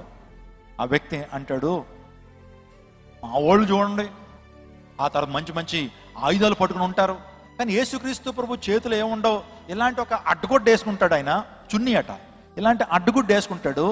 ఇలా 3 మేకుల చేత దిగబడినటువంటి ఆ వ్యక్తి ఏ విధంగా మిమ్మల్ని రక్షిస్తాడు? చాలా వ్యంగ్యంగా మాట్లాడతాడండి. ఆడియుడే మనకి వీడియోలు కూడా యూట్యూబ్లో కనపడతా ఉంటాయి. దీనాతి దీనమైన పరిస్థితుల్లో ఉన్నటువంటి ఆ వ్యక్తి దీనంగా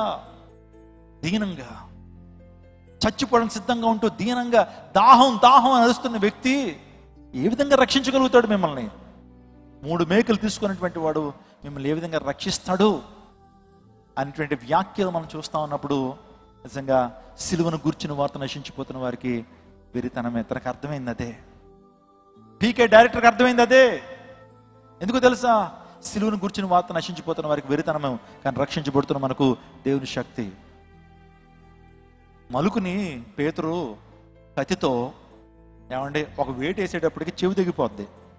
తెగిపోయినప్పుడు పేతురుతో ప్రభు ఏమంటాడు తెలుసా? నేను కోరుకుంటే నా తండ్రి 12 సేనావ్యూహాలను పంపించడా? పేతురు 12 సేనావ్యూహాలు అంటే ఏమండి అక్కడ కింద ఉంటుంది. 12 సేనావ్యూహాలు సుమారుగా 80,000 సైనికులు. యేసుప్రభు వారు కోరుకుంటే తండ్రి పంపిస్తాడు. ఒక్కొక్క దేవదూత వచ్చిందంటే మొత్తం వరల్డ్ పాపులేషన్ అంతా కూడా తుడిచిపెట్టేస్తుంది. హిస్కియా టైంలో అష్షూర్ సైన్యాన్ని తుడిచిపెట్టేసింది. ఒక్క దేవదూత ఎన్ని లక్షల మంది చంపేసింది? 1,80,000 మంది చంపింది. నేను కోరుకుంటే రక్షించబడి సర్వాన్ని నా నోటి మాట ద్వారా కలుగు చేసినటువంటి వ్యక్తిని, సర్వాన్ని నా నోటి మాట ద్వారా కలుగు చేసిన వ్యక్తిని, నాకు అధికారం ఉంది. I have an authority over everything. ఒక మనిషి ప్రాణం తీయాలన్నా తిరిగి ప్రాణం పెట్టడానికైనా నాకు అధికారం ఉంది. సృష్టి మీద నాకు అధికారం ఉంది. పాపాలు క్షమించే అధికారం నాకు ఉంది. ఈ విషయం మీద ప్రతి పదార్థం మీద నాకు అధికారం ఉంది. ఈ విషయంలో ప్రతి ఎలిమెంట్ మీద నాకు అధికారం ఉంది. నా ప్రాణం పెట్టడానికి దాన్ని తిరిగి తీసుకోవడానికి నాకు అధికారం ఉంది. I have got an authority to give my life and to take back my life. నా ప్రాణం పెట్టడానికి దానికి తిరిగి తీసుకోవడానికి అధికారం ఉంది. ఎందుకు ఈ యొక్క సిలువ శిక్షణ ఎందుకు అనుభవిస్తున్నాను తెలుసా? నాలో ఉంటే రక్తము పాపం లేని రక్తం, నాలో ఉంటే రక్తం పాపం. యేసుప్రభువు చెప్తున్నారు, నా రక్తము పాపం లేని రక్తము. నీ రక్తం ఎప్పుడైతే నీ శరీరంలో ప్రవహిస్తుందో నీ పాపాలకి ప్రాయశ్చిత్తం కలుగుతుంది. యాంటీబాడీస్ అనేవి దేవుల్లో ఉన్నాయి. యేసుప్రభు వారు ఒక్కళ్ళలో మాత్రమే ఆయనలో పరిశుద్ధమైన రక్తం ఉంది. అందుకే ఇప్పుడు సామవేదం తాండ్య మహాబ్రాహ్మణంలో సర్వ పాప పరిహారం రక్త ప్రోక్షణం ఆవశ్యకం, తద్రక్తం పరమాత్మైన పుణ్యదాన బలియాగం. సర్వ పాపాలు పోవాలంటే రక్తము చిందించబడాలి. ఆ రక్తము పరమాత్ముడే వచ్చి పుణ్యమైన రక్తాన్ని ఈ ప్రపంచంలో కార్చాలి. అర్థమవుతుందండి? యేసుప్రభు వారు ఎందుకు ఆయన మరణించాల్సి వచ్చిందో తెలుసా? పాపం పోవాలంటే రక్తము చిందించబడాలి. అందులో పెట్టే మన పెద్దలు చాలా మంది బలులు అర్పించారండి. దానికి కొన్ని యాగాలను పేరు పెట్టారు. అజామేధ యాగం అన్నారు. అజా అంటే మేక, గొర్రె. అజామేధ యాగం అంటే మేకను ఏం చేయటం? వధించి రక్తాన్ని చిలికించినప్పుడు పాపాలు పోతాయి అనుకునేటువంటి వారు మన పూర్వ దినాల్లో అజామేధయాగం చేసేవారు. ఇంకా కొన్ని ప్రాంతాల్లో ఇంకా అజామేధయాగాలు జరుగుతున్నాయి. ఆ తర్వాత అశ్వమేధయాగం అన్నారు. అశ్వమేధయాగం అంటే గుర్రాలని ఏం చేయటం? వధించడం. వధ అంటే ఏంటి చెప్పండి? వధ అంటే ఏంటి? నరమేధం అంటారు. వధ అంటే వధించడం, బలి, గుర్రాలను వధించడం. ఆ తర్వాత గోమేధ యాగం అన్నారు. గోవులను వధించడం, రక్తాన్ని చిలికించడం, పాపాలు పోతాయి అనుకునే పాప పరిహారార్థ బలి కూడా అదే. ఒక మేకను సెలెక్ట్ చేయటం, ఆ మేకను చిత్రహింసలు చేయటం. ఆ మేక యొక్క తలకు కూడా ఏం కట్టడం తెలుసా? ఆ మేక యొక్క తలకు కూడా ఏం చేస్తారంటే ముళ్ళ కిరీటాన్ని అల్లి ఆ మేకకి ఏం చేస్తారు? అల్లి దాన్ని తీసుకెళ్తా ఉంటారండి. తీసుకెళ్తా ఉన్నప్పుడు కర్రలతోనూ కొరడాలతోనూ ఆ మేకను కొడుతూ తీసుకెళ్తా ఉంటారు. ఓ ప్రాంతాన్ని తీసుకెళ్ళిన తర్వాత ఒక చెక్క మీద దాన్ని పరుండబెట్టి నిజంగా భయంకరమైన చిత్రహింసలు చేస్తారండి. నవరంధ్రాల్లో కూడా కారాన్ని పూసి భయంకరంగా ఆ మేకను బాగా చిత్రహింసలు చేసి ఆ తర్వాత వధిస్తారు. అలా వధించిన తర్వాత ఏం చేస్తారంటే, ఏ ఒక్కరైతే ఎవరైతే ఆ బలి పాప పరిహారార్థ బలి అర్పిస్తున్నారో వారి హస్తాన్ని ఆ మేక మీద ఎలా పెట్టాలా. ఇలా పెట్టడం అర్థం ఏంటంటే, నా పాపాలన్నీ కూడా ఎవరి మీదకి వెళ్తున్నాయి? మేక మీదకి వెళ్తున్నాయి, ఆ యొక్క జంతువు మీదకి వెళ్తున్నాయి. ఇప్పుడు నా పాపానికి ప్రాయశ్చిత్తం ఎలా కలుగుతుందంటే, ఆ మేక వధించబడినప్పుడు, ఆ మేక చిత్రహింసలు పొందినప్పుడు, ఆ మేక ప్రతి అవయవంలో కూడా గాయాలు కలిగినప్పుడు నాకేం కలుగుతోంది? రక్షణ కలుగుతుంది అనే ఉద్దేశంతో పాప పరిహారార్థ బలి అర్పిస్తారు. ఇప్పుడు ఆ లోక పాపను మోసుకొని పోయే దేవుని గొర్రెపిల్ల మన పాపం నిమిత్తము ఆ శిక్ష అనుభవించలేదా? కరెక్ట్గా పాప పరిహారార్థ బలిలో ఏ విధంగా మేకకి ఏ విధంగా చేస్తారో, ఆ గొర్రెకి ఏ విధంగా చేస్తారో, యేసుక్రీస్తు ప్రభుకి ఎగ్జాక్ట్లీ పస్కా పండుగ రోజున లోక పాపను మోసుకొని పోయే దేవుని గొర్రెపిల్ల ఆ పాప పరిహారార్థ బలి కొరకు సిద్ధపరచబడినటువంటి ఆ మేకని ఎటువంటి చిత్రహింసలు చేస్తారో, ప్రభువును కూడా అటువంటి చిత్రహింసలు చేశారో. యేసుక్రీస్తు ప్రభు వారు మన కొరకు ఆయన శిక్షను భరించాడు. సర్వ పాప పరిహారం, సర్వ పాపాలు పోవాలంటే రక్తం చిందించబడాలి. ఆ రక్తం పరమాత్ముడే వచ్చి చిందించాలి. ఆ రక్తం ఎలా ఉండాలి తెలుసా? సర్వ పాప పరిహారం రక్త ప్రోక్షణ ఆవశ్యకం. పాపాలు పోవాలంటే రక్తం అనేటువంటి చిందించబడాలి. తద్రక్తం, ఆ రక్తం పరమాత్మేన పుణ్య దాన బలియాగం అన్నారు. సో ఆ రక్తము పరమాత్ముడే వచ్చి చిందించాలి. పరమాత్ముడు అంటే సృష్టికర్త, పరమాత్ముడు అంటే స్వయంభవుడు, పరమాత్ముడు అంటే ఆయన ఆది మధ్యాంతరహితుడు. ఆయన ఈ లోకానికి శరీరాన్ని ధరించి, వాక్యమైనటువంటి దేవుడి శరీరాన్ని ధరించి, ఆత్మైనటువంటి దేవుడి శరీర మాంశాలు రక్తాన్ని ధరించి ఈ లోకానికి వచ్చి తన అమూల్యమైన రక్తం, తద్రక్తం పరమాత్మైన పుణ్య దాన బలియాగం. 3 విషయాలు అక్కడ. పుణ్యమైందంటే పరిశుద్ధంగా ఉండాలి. ఈ లోక చరిత్రలో పరిశుద్ధమైన రక్తం నీకుందా? పరిశుద్ధమైన రక్తం నాకుందా? నా యొక్క జన్మలో పాపం ఉంది, నా రక్తం పరిశుద్ధమైనది కాదు, నాలో జన్మ కర్మ పాపాలు ఉన్నాయి. కానీ యేసు ప్రభు అనేటువంటి ఆ దేవునిలో జన్మ పాపం లేదు, కర్మ పాపం కూడా లేదు. నాలో పాపం ఉందని మీరు ఎవరు స్థాపించగలరని చెప్పిన యేసుక్రీస్తు ప్రభు వారు ఆయన రక్తం కార్చినప్పుడు అది పుణ్యమైంది. పుణ్య దానం అంటే ఆ రక్తాన్ని కార్చడం కొరకు ఎవరి దగ్గర వెల తీసుకున్నాడు ఆయన? ఆ రక్తం కార్చడానికి మన దగ్గర ఏమన్నా పేమెంట్ అడిగాడు ఆయన? అది దానంగానే ఉచితంగానే ఇవ్వబడింది. ఆ తర్వాత పుణ్య దాన బలియాగము ద్వారా ఆ రక్తం కార్చబడాలి. ఆ రక్తములో ఎవరైతే విశ్వాసం ఉంచుతారో, యాంటీబాడీస్ని ఎవరైతే శరీరంలో చేర్చుకుంటారో వారి పాపము నుంచి విడుదల, వారికి రక్షణ. గట్టిగా చప్పలు కొడుతూ దేవుని నామముపరచండి. నా యేసే రక్తం పాపం లేని రక్తం. పాపానికి సంబంధించిన యాంటీబాడీస్ ఏసే శరీరంలోనే ఉన్నాయి. పాపానికి సంబంధించిన యాంటీబాడీస్ యేసుక్రీస్తు ప్రభు శరీరంలోనే ఉన్నాయి. కరోనా టైంలో ఎవరికైనా కరోనా వచ్చినప్పుడు కరోనా వచ్చిన వారి యొక్క ప్లాస్మాని తీసుకునేవారు. తెలుసా మీకు ఇది? దాన్నే ప్లాస్మా ట్రీట్మెంట్ అనేవారు. వాళ్ళు యాంటీబాడీస్ మనలోకి ఎక్కిస్తే కరోనా తగ్గిపోద్దని చెప్పి ఒక ప్రత్యేకమైనటువంటి ట్రీట్మెంట్ అనేది కూడా కరోనా టైంలో మనకు వినపడింది. ఆల్రెడీ కరోనా వచ్చినటువంటి వారి శరీరం నుంచి యాంటీబాడీస్ని తీసుకుని వీరిలోకి ఎక్కిస్తే ఏమవుతుంది? కరోనా నుంచి విడుదల జరుగుతుందని ఆ ట్రీట్మెంట్ చేసేటువంటి వారు. ఇప్పుడు యేసుక్రీస్తు ప్రభు యొక్క రక్తము మనం ఆశ్రయించినప్పుడు, మన శరీరంలోకి యేసుప్రభు రక్తం ఎప్పుడైతే విశ్వాస మూలంగా ఎప్పుడైతే మనం యేసుప్రభు రక్తాన్ని ఆశ్రయిస్తామో మనం కూడా పరిశుద్ధులుగా తీర్చబడతాం. హల్లెలూయా. మనం రక్షణ పొందామనే విషయాన్ని మీకు జ్ఞాపకం చేస్తున్నాను. దేవుడే ఈ లోకానికి రావాలి, బలి అర్పణ అర్పించాలనేటువంటి ఆ విషయాన్ని వేదాలు ఘోషిస్తున్నాయి. ఆ తర్వాత హెబ్రీయులకు రాసిన పత్రికలో కూడా మనం చూస్తూ ఉన్నాం. నేను ముగింపులోకి వస్తున్నాను. చాలా అద్భుతాలు ఉన్నాయండి. నేను ఒక 7 అద్భుతాలు చెప్దాం అనుకున్నాను, కానీ ఒక అద్భుతానికి సమయం అయిపోయింది. కానీ త్వరగా మీకు లైన్స్ ఇచ్చేసి, అండర్లైన్స్ ఇచ్చేసి నేను ముందుకు వెళ్ళిపోతుంటాను. రెండోదిగా, Jesus stood accused to the guilty of all man kind. యేసుక్రీస్తు ప్రభు వారు ఆయన అక్యూజ్ చేయబడ్డాడు, మన స్థానాన్ని ఆయన తీసుకున్నాడండి. ఈ substituted our place on the cross of Calvary. దాన్నే సబ్స్టిట్యూషనరీ అటాన్మెంట్ అంటారు. అంటే వేదాంత విద్యలో దాన్ని ఏమని పిలుస్తారంటే సబ్స్టిట్యూటరీ అటాన్మెంట్. మనకు బదులుగా ఆయన సిలువను ఎక్కాడు, మన స్థానాన్ని ఆయన తీసుకున్నాడు. అందులో బట్టే, my father if it is possible take this cup from me. ప్రభు తండ్రి నీ చిత్తం అయితే ఈ గిన్నెని నా నుంచి తొలగించయ్యా. ఆ గిన్నెలో ఏముంది? ఎందుకు ఆ గిన్నెని నా నుంచి తొలగించమని ప్రభు అంటున్నాడు తండ్రితో? ఆ గిన్నెలో ఏముందో తెలుసా? The iniquity of all people. ఈ ప్రపంచంలో సమస్త మానవుల పాపము ఆ గిన్నెలో ఉంది. ఇందాక చెప్పానండి, నువ్వు పాపం చేసిన, దేవునికి విరోధంగా చేసిన ప్రతి కార్యం అప్పుడల్లా చేసేగానే బయటికి వెళ్ళి ఒక రాతిని అక్కడ పెట్టు, ఒక ఇటుకు పెట్టు. అక్కడ అర్థమవుతుందండి? దేవునికి విరోధంగా నువ్వు ఏ కార్యం చేసినా సరే ఇంటి బయట ఒక రాతిని, ఒక ఇటుకను అక్కడ పేర్చు. రోజుకి ఎన్ని అవుతాయి? ఎవరి ఎక్స్పీరియన్స్ వాళ్ళది. కొంతమందికి 100, కొంతమందికి 10, కొంతమంది 50, కొంతమంది ఇంకా 500 అవ్వచ్చేమో. దేవునికి విరోధంగా చేసిన ప్రతి ఒక అబద్ధం కావచ్చు, ఒక అసూయ కావచ్చు, ఒక బూతు మాట కావచ్చు, దేవునికి విరోధంగా చేసిన ప్రతి కార్యం అప్పుడల్లా నువ్వు ఒక ప్రాంతంలో ఒక రాతిని అక్కడ చేర్చు, ఒక ఇటుక రాయిని అక్కడ పేర్చు. రోజుకి ఎంత అవుతాయి? ఫర్ ఎగ్జాంపుల్ 10 అనుకుందాం, లేకపోతే 50 అనుకుందాం. 2 రోజులకి ఎంత అవుతుంది? 100. 3 రోజులకి 150. 30 రోజులకి ఎంత? మన లైఫ్ ఒక 40 years వేసుకుంటే చిన్నప్పటి నుంచి మనం చేసిన పాప భారం అంతా కూడా ఎంత అవుతుంది? దానికి వెయిట్ వేయిస్తే, తూకం వేయిస్తే ఒక్కొక్కటి భారం ఎన్ని టన్నులు వస్తుంది? మరి ఈ ప్రపంచంలో పుట్టిన ప్రతి ఒక్కడి యొక్క పాప భారము, పుట్టబోతున్న ప్రతి ఒక్క వ్యక్తి యొక్క పాప భారము, ఇప్పుడు జీవిస్తున్న ప్రతి వ్యక్తి యొక్క పాప భారం, దాని బరువు ఎంత?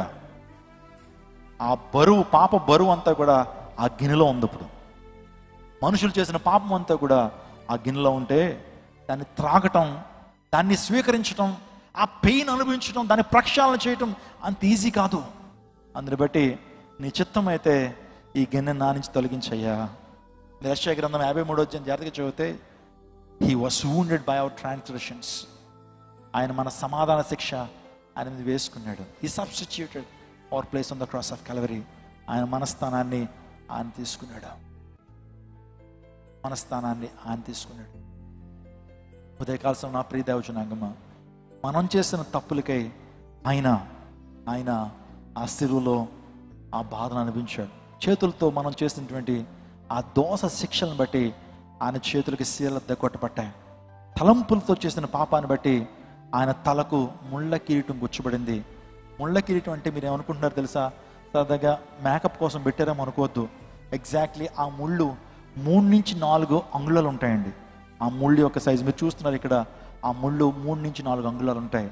దాన్ని పెట్టడం మాత్రమే కాకుండా యేసుక్రీస్తు ప్రభువుకి అలా అమర్చింత, నువ్వు రాజు కదా, నీకు కిరీటం ఉండాలి కదా అని ముళ్ళ కిరీటాన్ని నల్లి ఆయన యొక్క తల మీద పెట్టి కర్ర తీసుకుని ఎప్పుడైతే కర్రలతో కొడతా ఉన్నప్పుడు ఆ ముళ్ళు శరీరంలో గుచ్చుకుపోతే ఈ భాగంలో గుచ్చిపోతూ ఉండేయండి. నిజంగా ఈ భాగంలో ముళ్ళు గుచ్చుకుంటే ఎంత పెయిన్ మీరు ఆలోచించేయండి. మీ కాళ్ళకి చిన్నప్పుడు ఒక చిన్న ముళ్ళు గుచ్చుకుంటే రాత్రి అంతా నిద్ర పట్టదు. యేసుక్రీస్తు ప్రభువుకి ఆ తలంతా కూడా ముళ్ళు గుచ్చుకుపోతే దాని రక్తం బయటకు వస్తున్నప్పుడు భయంకరమైన తలనొప్పి. వీళ్ళు ఎవరైనా సరే మైగ్రేన్తో బాధపడేటువంటి వారు ఉంటే చెప్తున్నాను, అంతకంటే సివియర్ పెయిన్ని ప్రభు శిలువలో అనుభవించాడు. ఆయనకి శరీరంలో ప్రతి భాగంలో కూడా ఆ భాగం అనేది గుచ్చబడింది, గాయాలు కలిగినాయి. యేసుక్రీస్తు ప్రభు ఆ బాధ అనిపించారు. అంత మాత్రమే కాదు, సైకలాజికల్ పెయిన్ అని అనిపించారండి. ఫిజికల్ పెయిన్ ఒక ఎత్తు అయితే ఆయన భయంకరంగా మాట్లాడుతున్నారు, భయంకరమైనటువంటి ఆ దుర్భాషలు ఆడుతూ ఉన్నారు. యేసుక్రీస్తు ప్రభు అని ఏం చేస్తారో తెలుసండి, అపహేళన చేస్తున్నారు, హేళన చేస్తూ ఉన్నారు.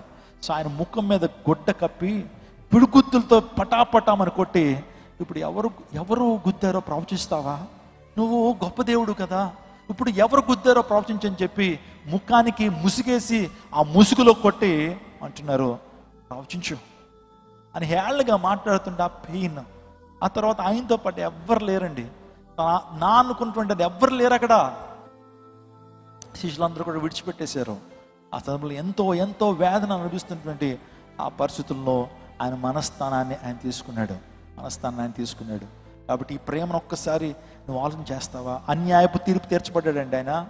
ఈ ప్రపంచంలో యేసుక్రీస్తు ప్రభు అన్యాయపు తీర్పు తీర్చబడ్డాడు. చాలామంది జ్యుడిషియల్ డిపార్ట్మెంట్లో ఉన్నటువంటి వారు రాత్రి వేళ ఎవరికైనా సరే ఏమంటే జడ్జిమెంట్ ఇస్తారండి.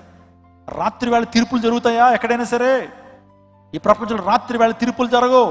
కానీ యేసుక్రీస్తు ప్రభు వారికి రాత్రి వేళలో 12 గంటల వ్యవధిలో 6 సార్లు న్యాయస్థానం ముందుకు నిలబెట్టించారండి నా ప్రభువుని.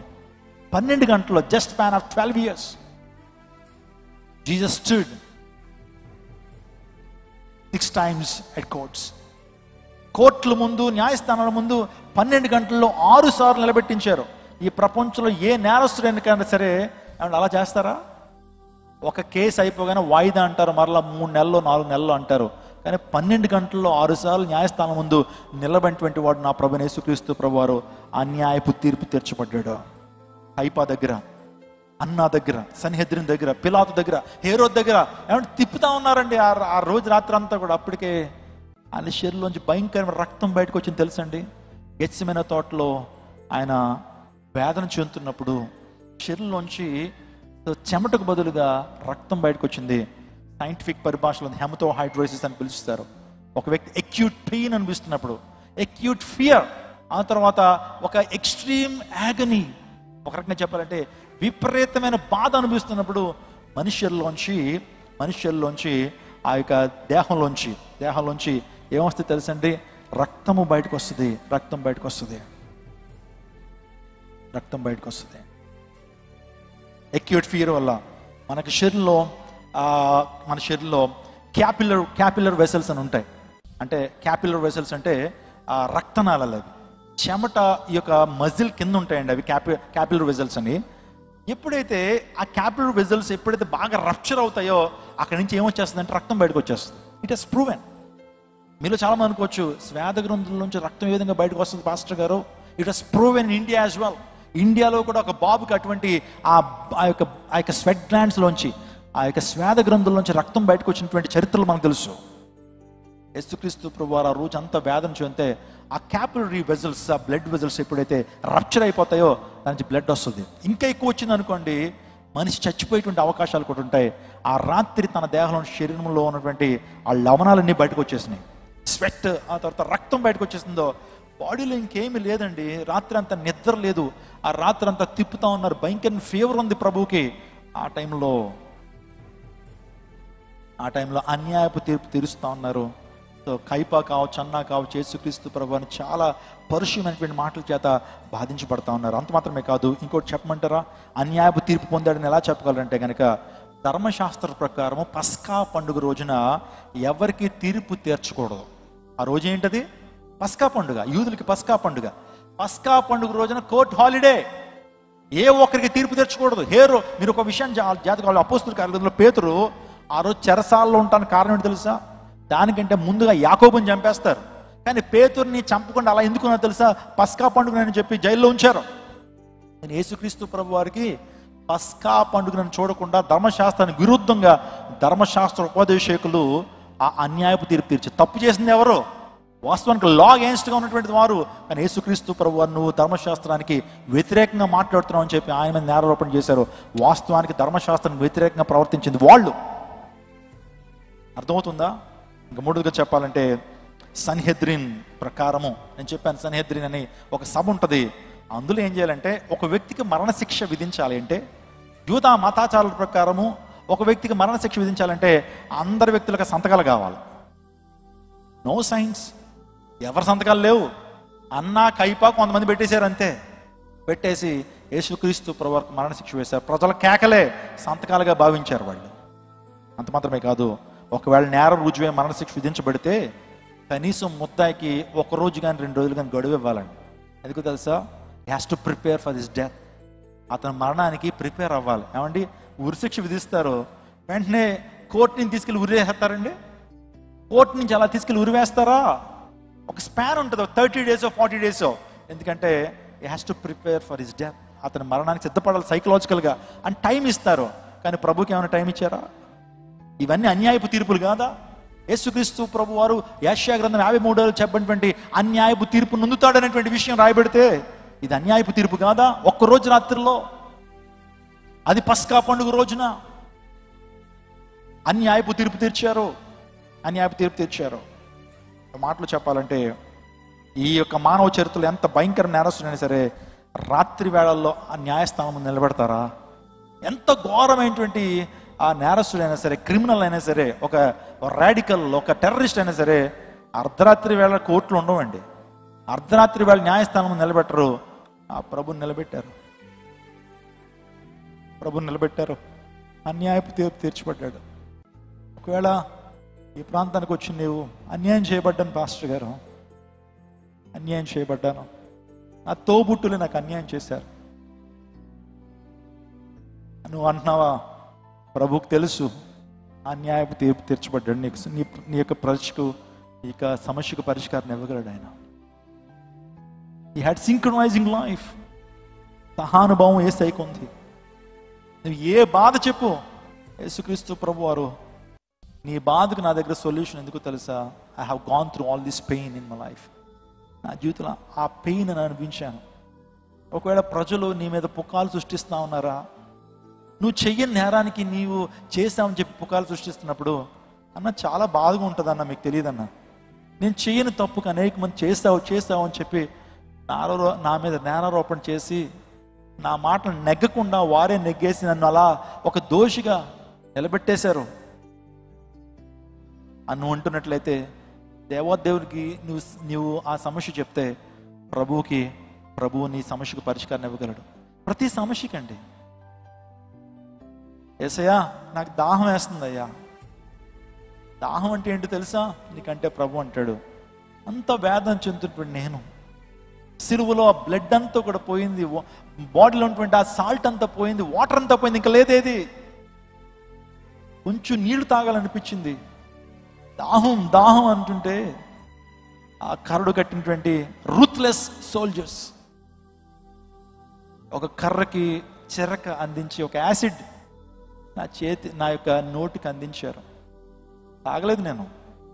దాహం అంటే ఏంటో తెలుసు. ఒక్క నీటి చుక్క నాలుక మీద పడితే బాగుండు అనుకున్నాను, కానీ ఆ దాహాన్ని భరించాను. ఆకలి అంటే ఏంటో తెలుసు. 40 దినాలు దేవునిలో ప్రార్థన చేస్తున్నప్పుడు సాతాడు వచ్చాడు, నువ్వే దైవ కుమారుడైతే ఈ రాళ్ళ రొట్టెలుగా చేసుకుని తిను. 40 దినాలు కట్టికి ఉపవాసం చేశాను. మనలాంటి ఉపవాసం కాదు అది. 3 పూట్ల ఏం తినకుండా ఏం తాకుండా యేసుప్రభు వారు ఉపవాసం చేస్తే ఆ టైంలో సాతానుడు శోధిస్తున్నాడు. ఆకలి అంటే ఏంటి తెలుసు ఆయనకి. ఒంటరిగా చేయబట్టం ఏంటి తెలుసు, కొట్టబట్టం ఏంటో తెలుసు, ఉమ్మి వేయబట్టం ఏంటి తెలుసు, బట్టలు తీసి వివస్తుడిగా నడిపించడం ఏంటి యేసుప్రభు వారికి తెలుసు. ఈ రోజున ఆ గొప్ప అవమానాన్ని ఆయన భరించాడు నీ కొరకే నా కొరకే. ఆ ప్రేమను ఒకసారి తలపోస్తావా? అన్యాయపు తీర్పు తీర్చబడ్డాడు. మూడోదిగా, Jesus endured the wrath of God. యేసుక్రీస్తు ప్రభు వారు దేవుని ఉగ్రతను ఆయన అనుభవించాడు. దేవుని యొక్క ఉగ్రత పాత్ర పెళ్ళిమని దిగింది ప్రభు మీద. ఆ ఉగ్రత పాత్రను ప్రభు భరించాడు. ఇంకొక మాట చెప్తున్నాను, Jesus had the power to save himself. యేసుక్రీస్తు ప్రభు తన్ను తాను రక్షించుకునేటువంటి ఆ పవర్ శక్తి ఉంది. కానీ ఆయన ఆ టైంలో తాను రక్షించుకుని వెళ్ళిపోయి ఉంటే, సిలువ దిగిపోయి వెళ్ళిపోతే, ఆ సిలువ నువ్వు నేను ఎక్కాలి. కానీ ప్రభు ఆ స్థానాన్ని ఆయన తీసుకున్నాడు. Is almighty, alpha and omega. కొలసలు రాసిన పత్రికలు చూస్తూ ఉంటాం, ఆయన ద్వారా సమస్తమును కలిగినాం. ఈ ఉదయకాల సమయంలో నా ప్రియ దైవజనాంగమా, యేసుక్రీస్తు రక్షించుకోవాలంటే ఒక చిన్న మాట చాలు. కానీ ఆయన నీ కొరకు, నా కొరకు, మన కొరకు ఆ సిలువను అనుభవించాడు. ఆ తర్వాత Jesus death brings life to you and me. ఈరోజు యేసుక్రీస్తు ప్రభు యొక్క మరణం మనకు జీవాన్ని ఇచ్చింది. యేసుక్రీస్తు ప్రభు యొక్క మరణం మనకు జీవాన్ని ఇచ్చింది, మనల్ని బ్రతికింపచేసింది. పాపముల చేత, అపరాధముల చేత చచ్చిన స్థితిలో ఉన్నటువంటి మనల్ని బ్రతికించింది యేసయ్య మరణం. పాపానికి వచ్చేటువంటి జీతం ఏంటి? మరణం. The wages of sin is death. మనందరం పాపం చేస్తాం, మనందరిలో పాపం ఉంది. వాస్తవానికి మనం మరణించాలి. యేసుక్రీస్తు ప్రభు యొక్క మరణం ద్వారా మనకు జీవాన్ని యేసు ప్రభు ఇచ్చారు. Finally, Jesus death is evidence of God's love. దేవుని ప్రేమకు రుజువు ఏంటో తెలుసండి? యేసయ్య మరణం. యేసయ్య మరణము దేవుని ప్రేమకు రుజువు. యేసయ్య మనల్ని అమితంగా ప్రేమించాడండి, అమితంగా ప్రేమించాడు. మీరు ఇంకనూ పాపులై ఉండగానే, మనం ఇంకనూ పాపులమై ఉండగానే, శత్రులమై ఉండగానే యేసయ్య యుక్త కాలమున మన కొరకు ఆయన మరణించాడు. His love is sacrificial. ఆయన ప్రేమ త్యాగపూరితమైనటువంటిది. ఆయన ప్రేమ అన్కండిషనల్, షరతులు లేనిటువంటిది. ఆయన ప్రేమ ఎవర్ లాస్టింగ్. ఆయన ప్రేమ శాశ్వతమైనటువంటిది. ఒక దేశంలో, జర్మనీ అనేటువంటి దేశంలో ఒక తండ్రి ఒక రైల్వే డిపార్ట్మెంట్లో పనిచేస్తున్నాడు. వాస్తవానికి అతనికి డ్యూటీ ఏంటంటే, ఒక బ్రిడ్జ్ ఉంటుంది. ఆ బ్రిడ్జ్ ఏం చేస్తుందంటే, కింద నుంచి షిప్లు వెళ్తూ ఉంటాయి, పైనుంచి ఏమో రైల్వే ట్రాక్ ఉంటుంది. మీకు ఇప్పటికీ కూడా లండన్ వెళ్తే కనుక అక్కడ బ్రిడ్జ్ ఉంటుంది. ఎప్పుడైతే వాటర్ నుంచి షిప్లు వెళ్తూ ఉన్నప్పుడు ఆ బ్రిడ్జ్ ఓపెన్ అయిపోద్ది. ఆ తర్వాత షిప్ వెళ్ళిపోయిన తర్వాత మరలా బ్రిడ్జ్ ఏమైపోద్ది? ఒక రోడ్డుగా మారిపోద్ది అనమాట. అలాంటి బ్రిడ్జే. అలాంటి సందర్భంలో ఆ వ్యక్తి ఒక ప్రాంతంలో పనిచేస్తున్నప్పుడు ఏం జరిగిందంటే ఒక సెలవు రోజున తన యొక్క ఏకైక కుమారుడు తండ్రి పన్ను చూద్దామని చెప్పి తండ్రికి చెప్పకుండా తన దగ్గరకు వస్తుంటే ఏం జరిగిందంటే, ఆ తండ్రి చూశాడండి, కుమారుడు రావటం చూశాడు. తన పనిలో ఉన్నాడు, క్యాబిన్లో ఉన్నాడు. అతని డ్యూటీ ఏంటంటే ఆ ట్రైన్ రాగాలి ఏం చేయాలి, ఆ ట్రైన్ రాగానే ఏం చేయాలంటే ఒక లివర్ లాంటి దాన్ని లాగాలి. లాగినప్పుడు ఏమవుతుందంటే అది ఓపెన్ అవుతుంది. అయితే ఓపెన్ అయిపోయింది, క్లోజ్ అవుతుంది. ఆ సందర్భంలో ఈ కొడుకు ఏం చేశాడంటే అలా అలా ఆడుకుంటూ ఎక్కడితే ఆ బ్రిడ్జ్ ఉంటుందో ఆ ప్రాంతంలో ఆ వ్యక్తి అక్కడ ఆడుకుంటా ఉన్నాడు. కరెక్ట్గా అక్కడ ఒక ప్రాంతంలో ఇరుక్కుపోయాడండి. ఇరుక్కుపోయేటప్పటికి తండ్రి ఇరుక్కుపోయాడు ఏంటని అలా చూస్తూ ఉన్న టైంలోనే అటువైపు నుంచి ఏమొస్తుంది, ట్రైన్ వస్తుంది. అటువైపు నుంచి ట్రైన్ వస్తుంది. ఇప్పుడు ఏం చేయాలో తెలుసండి, ఆ లివర్ లాగితే ఏమవుతుందంటే ఆ యొక్క ఇన్స్ట్రుమెంట్ కింద లేకపోతే ఆ బ్రిడ్జ్ కింద ఆ కుమారుడు నలిగిపోయి పిప్పి అయిపోయి చచ్చిపోతాడు. ఒకవేళ ఆ వ్యక్తిని రక్షించడం కొరకు ఏం చేయాలంటే, ఆ వ్యక్తిని రక్షించాలంటే అతడు పని అక్కడ పెట్టేసి అతను కొడుకుని వెళ్ళి రక్షించుకోవచ్చు. కొడుకు బయటకు వచ్చేస్తాడు. కానీ ఏం జరుగుతుంది, ఆ టైంలోనే ట్రైన్లో చూస్తున్న వారందరూ కూడా ఆ బ్రిడ్జ్లో పడి లేకపోతే ఆ వాటర్లో పడి వాళ్ళకి ప్రమాదం జరుగుతుంది. ఆ సందర్భంలో ఈ నిజమైన సంఘటన ఆ తండ్రి ఏం చేయాలో అర్థం కావట్లేదు. వెళ్ళి కుమారుని రక్షించాలనుకుంటున్నాడు, కానీ ఆ రక్షించే టైంలో ట్రైన్లో అనేక వేలాది మంది ఉన్నారు, వాళ్ళందరూ కూడా చనిపోతారు. అందుని బట్టి ఏం చేయాలో అర్థం కావట్లేదు. కొడుకు గుర్తు వస్తున్నాడు, లేక పుట్టాడు. ఎన్నో సంవత్సరాల తర్వాత ఆ కొడుకు పుట్టాడు. ఇప్పుడు ఎవరి గురించి ఆలోచన చేయాలి? కొడుకు గురించి ఆలోచన చేయాలా, లేకపోతే ట్రైన్లో ఉన్నటువంటి ఆ ప్రజల కోసం ఆలోచన చేయాలా? తండ్రి చేసిన కార్యం ఏంటి తెలుసా, తన నిర్ణయం ఏంటి తెలుసా? నా కొడుకు మరణించినా పర్లేదు, ఆ ట్రైన్లో ఉన్నటువంటి వారు బ్రతకాలి. ఆ ట్రైన్లో ఉన్నటువంటి వారు బ్రతకాలి. నా ప్రజలు ఇంతమంది కోసం నా కొడుకు చనిపోయినా పర్వాలేదు అని చెప్పి ఆ కొడుకుని నిజంగా ఆ లివర్ లాగడానికి ప్రయత్నం చేస్తున్నాడు. ఆ లివర్ లాగుతా ఉన్నప్పుడు ఆ బ్రిడ్జ్ దగ్గర ఇరుక్కుపోయాడేమో, అక్కడి నుంచి అరుస్తున్నాడు, నానా నానా నానా. ఎప్పుడైతే తన యొక్క కాలుకి అది ఎప్పుడైతే ఆ బరువు అయినటువంటిది ఆ యొక్క కాలుకి ఎప్పుడైతే గుచ్చుకుంటా ఉందో, నలిగిపోతా ఉన్నాడో, నాన్న నాన్నని గట్టిగా అరుస్తున్నాడు. కేకలు వినపడుతున్నాయి. వెళ్ళి మరలా వెనక్కి లాగేసి వెళ్ళి తెద్దాం అనుకుంటున్నాడు. కానీ ట్రైన్లో ఉన్నటువంటి వాళ్ళు బ్రతకాలి, నా ప్రజలు బ్రతకాలి, నా కొడుకు చనిపోయిన పర్వాలేదని చెప్పి ఆ యొక్క నలిగిపోతుంటే ఆ కొడుకుని అలా చూస్తూనే ఆ లివర్ లాగుతూ ఉన్నాడు. నిజంగా ఆ శరీరము ఆ యొక్క ప్రాంతంలో నలిగిపోతూ ఉంది, రక్తం కారుతూ ఉంది. ఆ శరీరం అంతా కూడా ఏమవుతుందంటే ఆ యొక్క ప్రాంతంలో నలిగిపోతూ ఉంది, రక్తం బయటకు వస్తూ ఉంది, అరుపులు కేకలు అరుస్తున్నాడు. కానీ ఆ టైంలో ఆ తండ్రి అలా భరిస్తూనే ఆ లివర్ లాగాడు. బ్రిడ్జ్ యథావి స్థానానికి వచ్చింది, ట్రైన్ వచ్చింది. క్షేమంగా లోపలికి వచ్చేసారు అందరూ స్టేషన్లోకి. కానీ పరుగుని వెళ్ళాడు కొడుకుని చూద్దామని. అప్పుడు కొడుక్కి షేప్లు ఏమి లేవండి, అందులో నలిగిపోయి ముక్కలు అయిపోయాడు. స్వరూపమైన సొగసైన లేవు. ఆ ముఖం అంతా కూడా రక్తమే, శరీర భాగాలంతా కూడా రక్తమే. ఆ మిషన్లో ఒక చెరుకు మిషన్లో వేస్తున్నప్పుడు ఏ విధంగా క్రష్ అయిపోద్దో నిజంగా ఆ కుమారుడు అలా క్రష్ అయిపోయాడు. అతను క్రష్ అయిపోయాడు. నిజంగా వారందరికీ కూడా రక్షణ కలుగజేసే రోజున తండ్రి అయినటువంటి దేవాదేవుడు కూడా చేసింది అదే. తన కుమారుడు అయినటువంటి యేసుక్రీస్తు ప్రభు నలగొట్టడం ఆయనకి ఇష్టమైందని దేవుని లేఖలో ఉంది. ఆయన ఇష్టపడ్డాడు నల్లగొట్టడానికి. ఎందుకు తెలుసా? మనం సజీవంగా ఉండటం కొరకు, మనం నిత్య జీవానికి వెళ్ళటం కొరకు, మనం పరలోక రాజ్యానికి వెళ్ళటం కొరకు తండ్రి తన కుమారుని నలగొట్టాడు. తన ప్రాణాన్ని నిజంగా ఇష్టపడ్డాడు. తన ప్రాణం పెట్టడం తండ్రికి ఇష్టమైందని దేవుని లేఖలు సెలవిస్తున్నాయి. ఇన్ని మాటలు విన్నారు యేసుక్రీస్తు ప్రభు శిలువ ధ్యానం.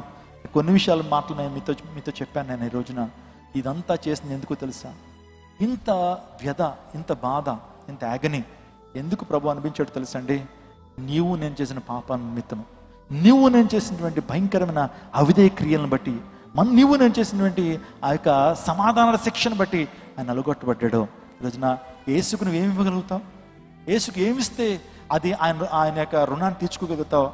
ప్రభు ఏది నుంచి కోరట్లేదండి, నీ హృదయాన్ని కోరుతున్నాడు. నీకోసం ఇంత త్యాగాన్ని చేశాను, నీకోసం ఇంత నేను చేశాను. I did all these things for you, what have you done for me? నా కోసం ఏం చేస్తా? దేవుడు నీ నుంచి అడుగుతున్నాడు తెలుసా? నీ బంగారము, నీ వెండి, నీ యొక్క ఆ తలనీలాలు, నీ వంకాయలు టెంకాయలు ప్రభుకి అక్కర్లేదండి. నీ దోపిడి అక్కర్లేదు ప్రభుకి. నీ హృదయాన్ని కోరుతున్నాడు ఆయన. నీ హృదయాన్ని ఆయన కోరుతున్నాడు. ఈ యొక్క గుడ్ ఫ్రైడే రోజునైనా సరే నీ హృదయాన్ని ఇస్తావా?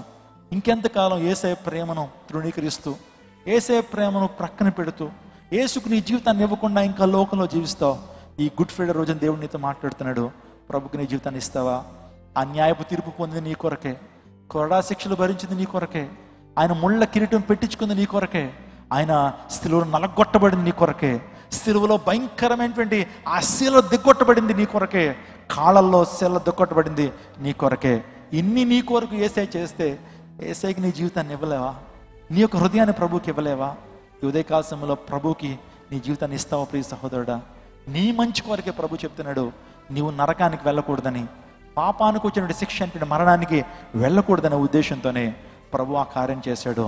He substituted our place on the cross of Calvary and he lifted the banner of love at the cross of Calvary. ఆయన ప్రేమ అనే ధ్వజాన్ని ఆకాశానికి భూమికి మధ్య వేలాడుతూ నిలబెట్టాడు. ప్రేమ అనే ధ్వజాన్ని. ఆ ధ్వజం దగ్గరికి వస్తావా? ఆ బ్యానర్ దగ్గరికి వస్తావా? Can you come to the banner of love in the special time? ఈ స్పెషల్ టైంలో ఆ యొక్క ఆయన నిలబెట్టిన బ్యానర్ దగ్గరికి వస్తావు. He lifted the banner of love. ప్రేమ అనే ధ్వజాన్ని నిలబెట్టాడు. ఆ ప్రేమ ధ్వజమే సిలువ. సిలువ దగ్గరికి వస్తావా? సిలువను ఆశ్రయిస్తావా? లోకానికైతే సిలువ గురించిన వార్త నశించిపోతున్న వారికి విరితనమే, కానీ రక్షించబడుతున్న మనకు దేవుని శక్తి. అందరికీ శుభవార్త. ప్రతి ఆదివారం 10,000 మంది ఒక చోట చేరి దేవుణ్ణి ఆరాధిస్తున్న జీవం గల దేవుని సంఘం. స్వస్థత, విడుదల, అభిషేకం పొందాలనుకుంటున్నారా? దురాత్మ శక్తుల నుంచి విడుదల కావాలా? ఆర్థిక ఇబ్బందుల నుంచి విడుదల కావాలా? సంతానలేమితో బాధపడుతున్నారా? కుటుంబ సంక్షేమం కొరకు ప్రత్యేక ప్రార్థనలు కోరుకుంటున్నారా? శాంతి లేక ఆత్మహత్య చేసుకోవాలనుకుంటున్నారా? నిజమైన ఖచ్చితమైన వాక్యం చేత బలపడాలని ఆశిస్తున్నట్టయితే రండి. క్రైస్ట్ టెంపుల్ మీ కొరకే.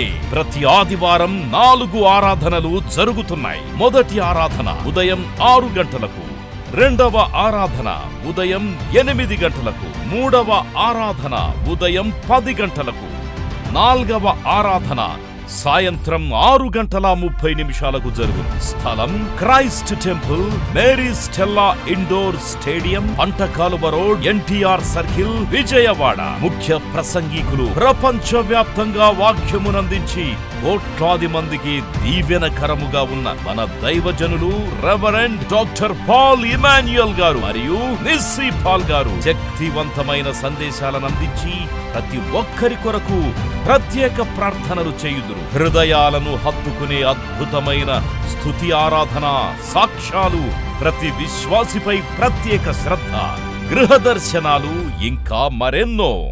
ప్రతి ఆరాధనలో 1000 మంది ప్రజలు పాల్గొంటూ ఆత్మీయముగా బలపడుచున్నారు. పాటలు, ఆరాధన, వర్తమానముల ద్వారా దేవుని ఆత్మీయ కార్యములు అనేకులు పొందుకుంటున్నారు.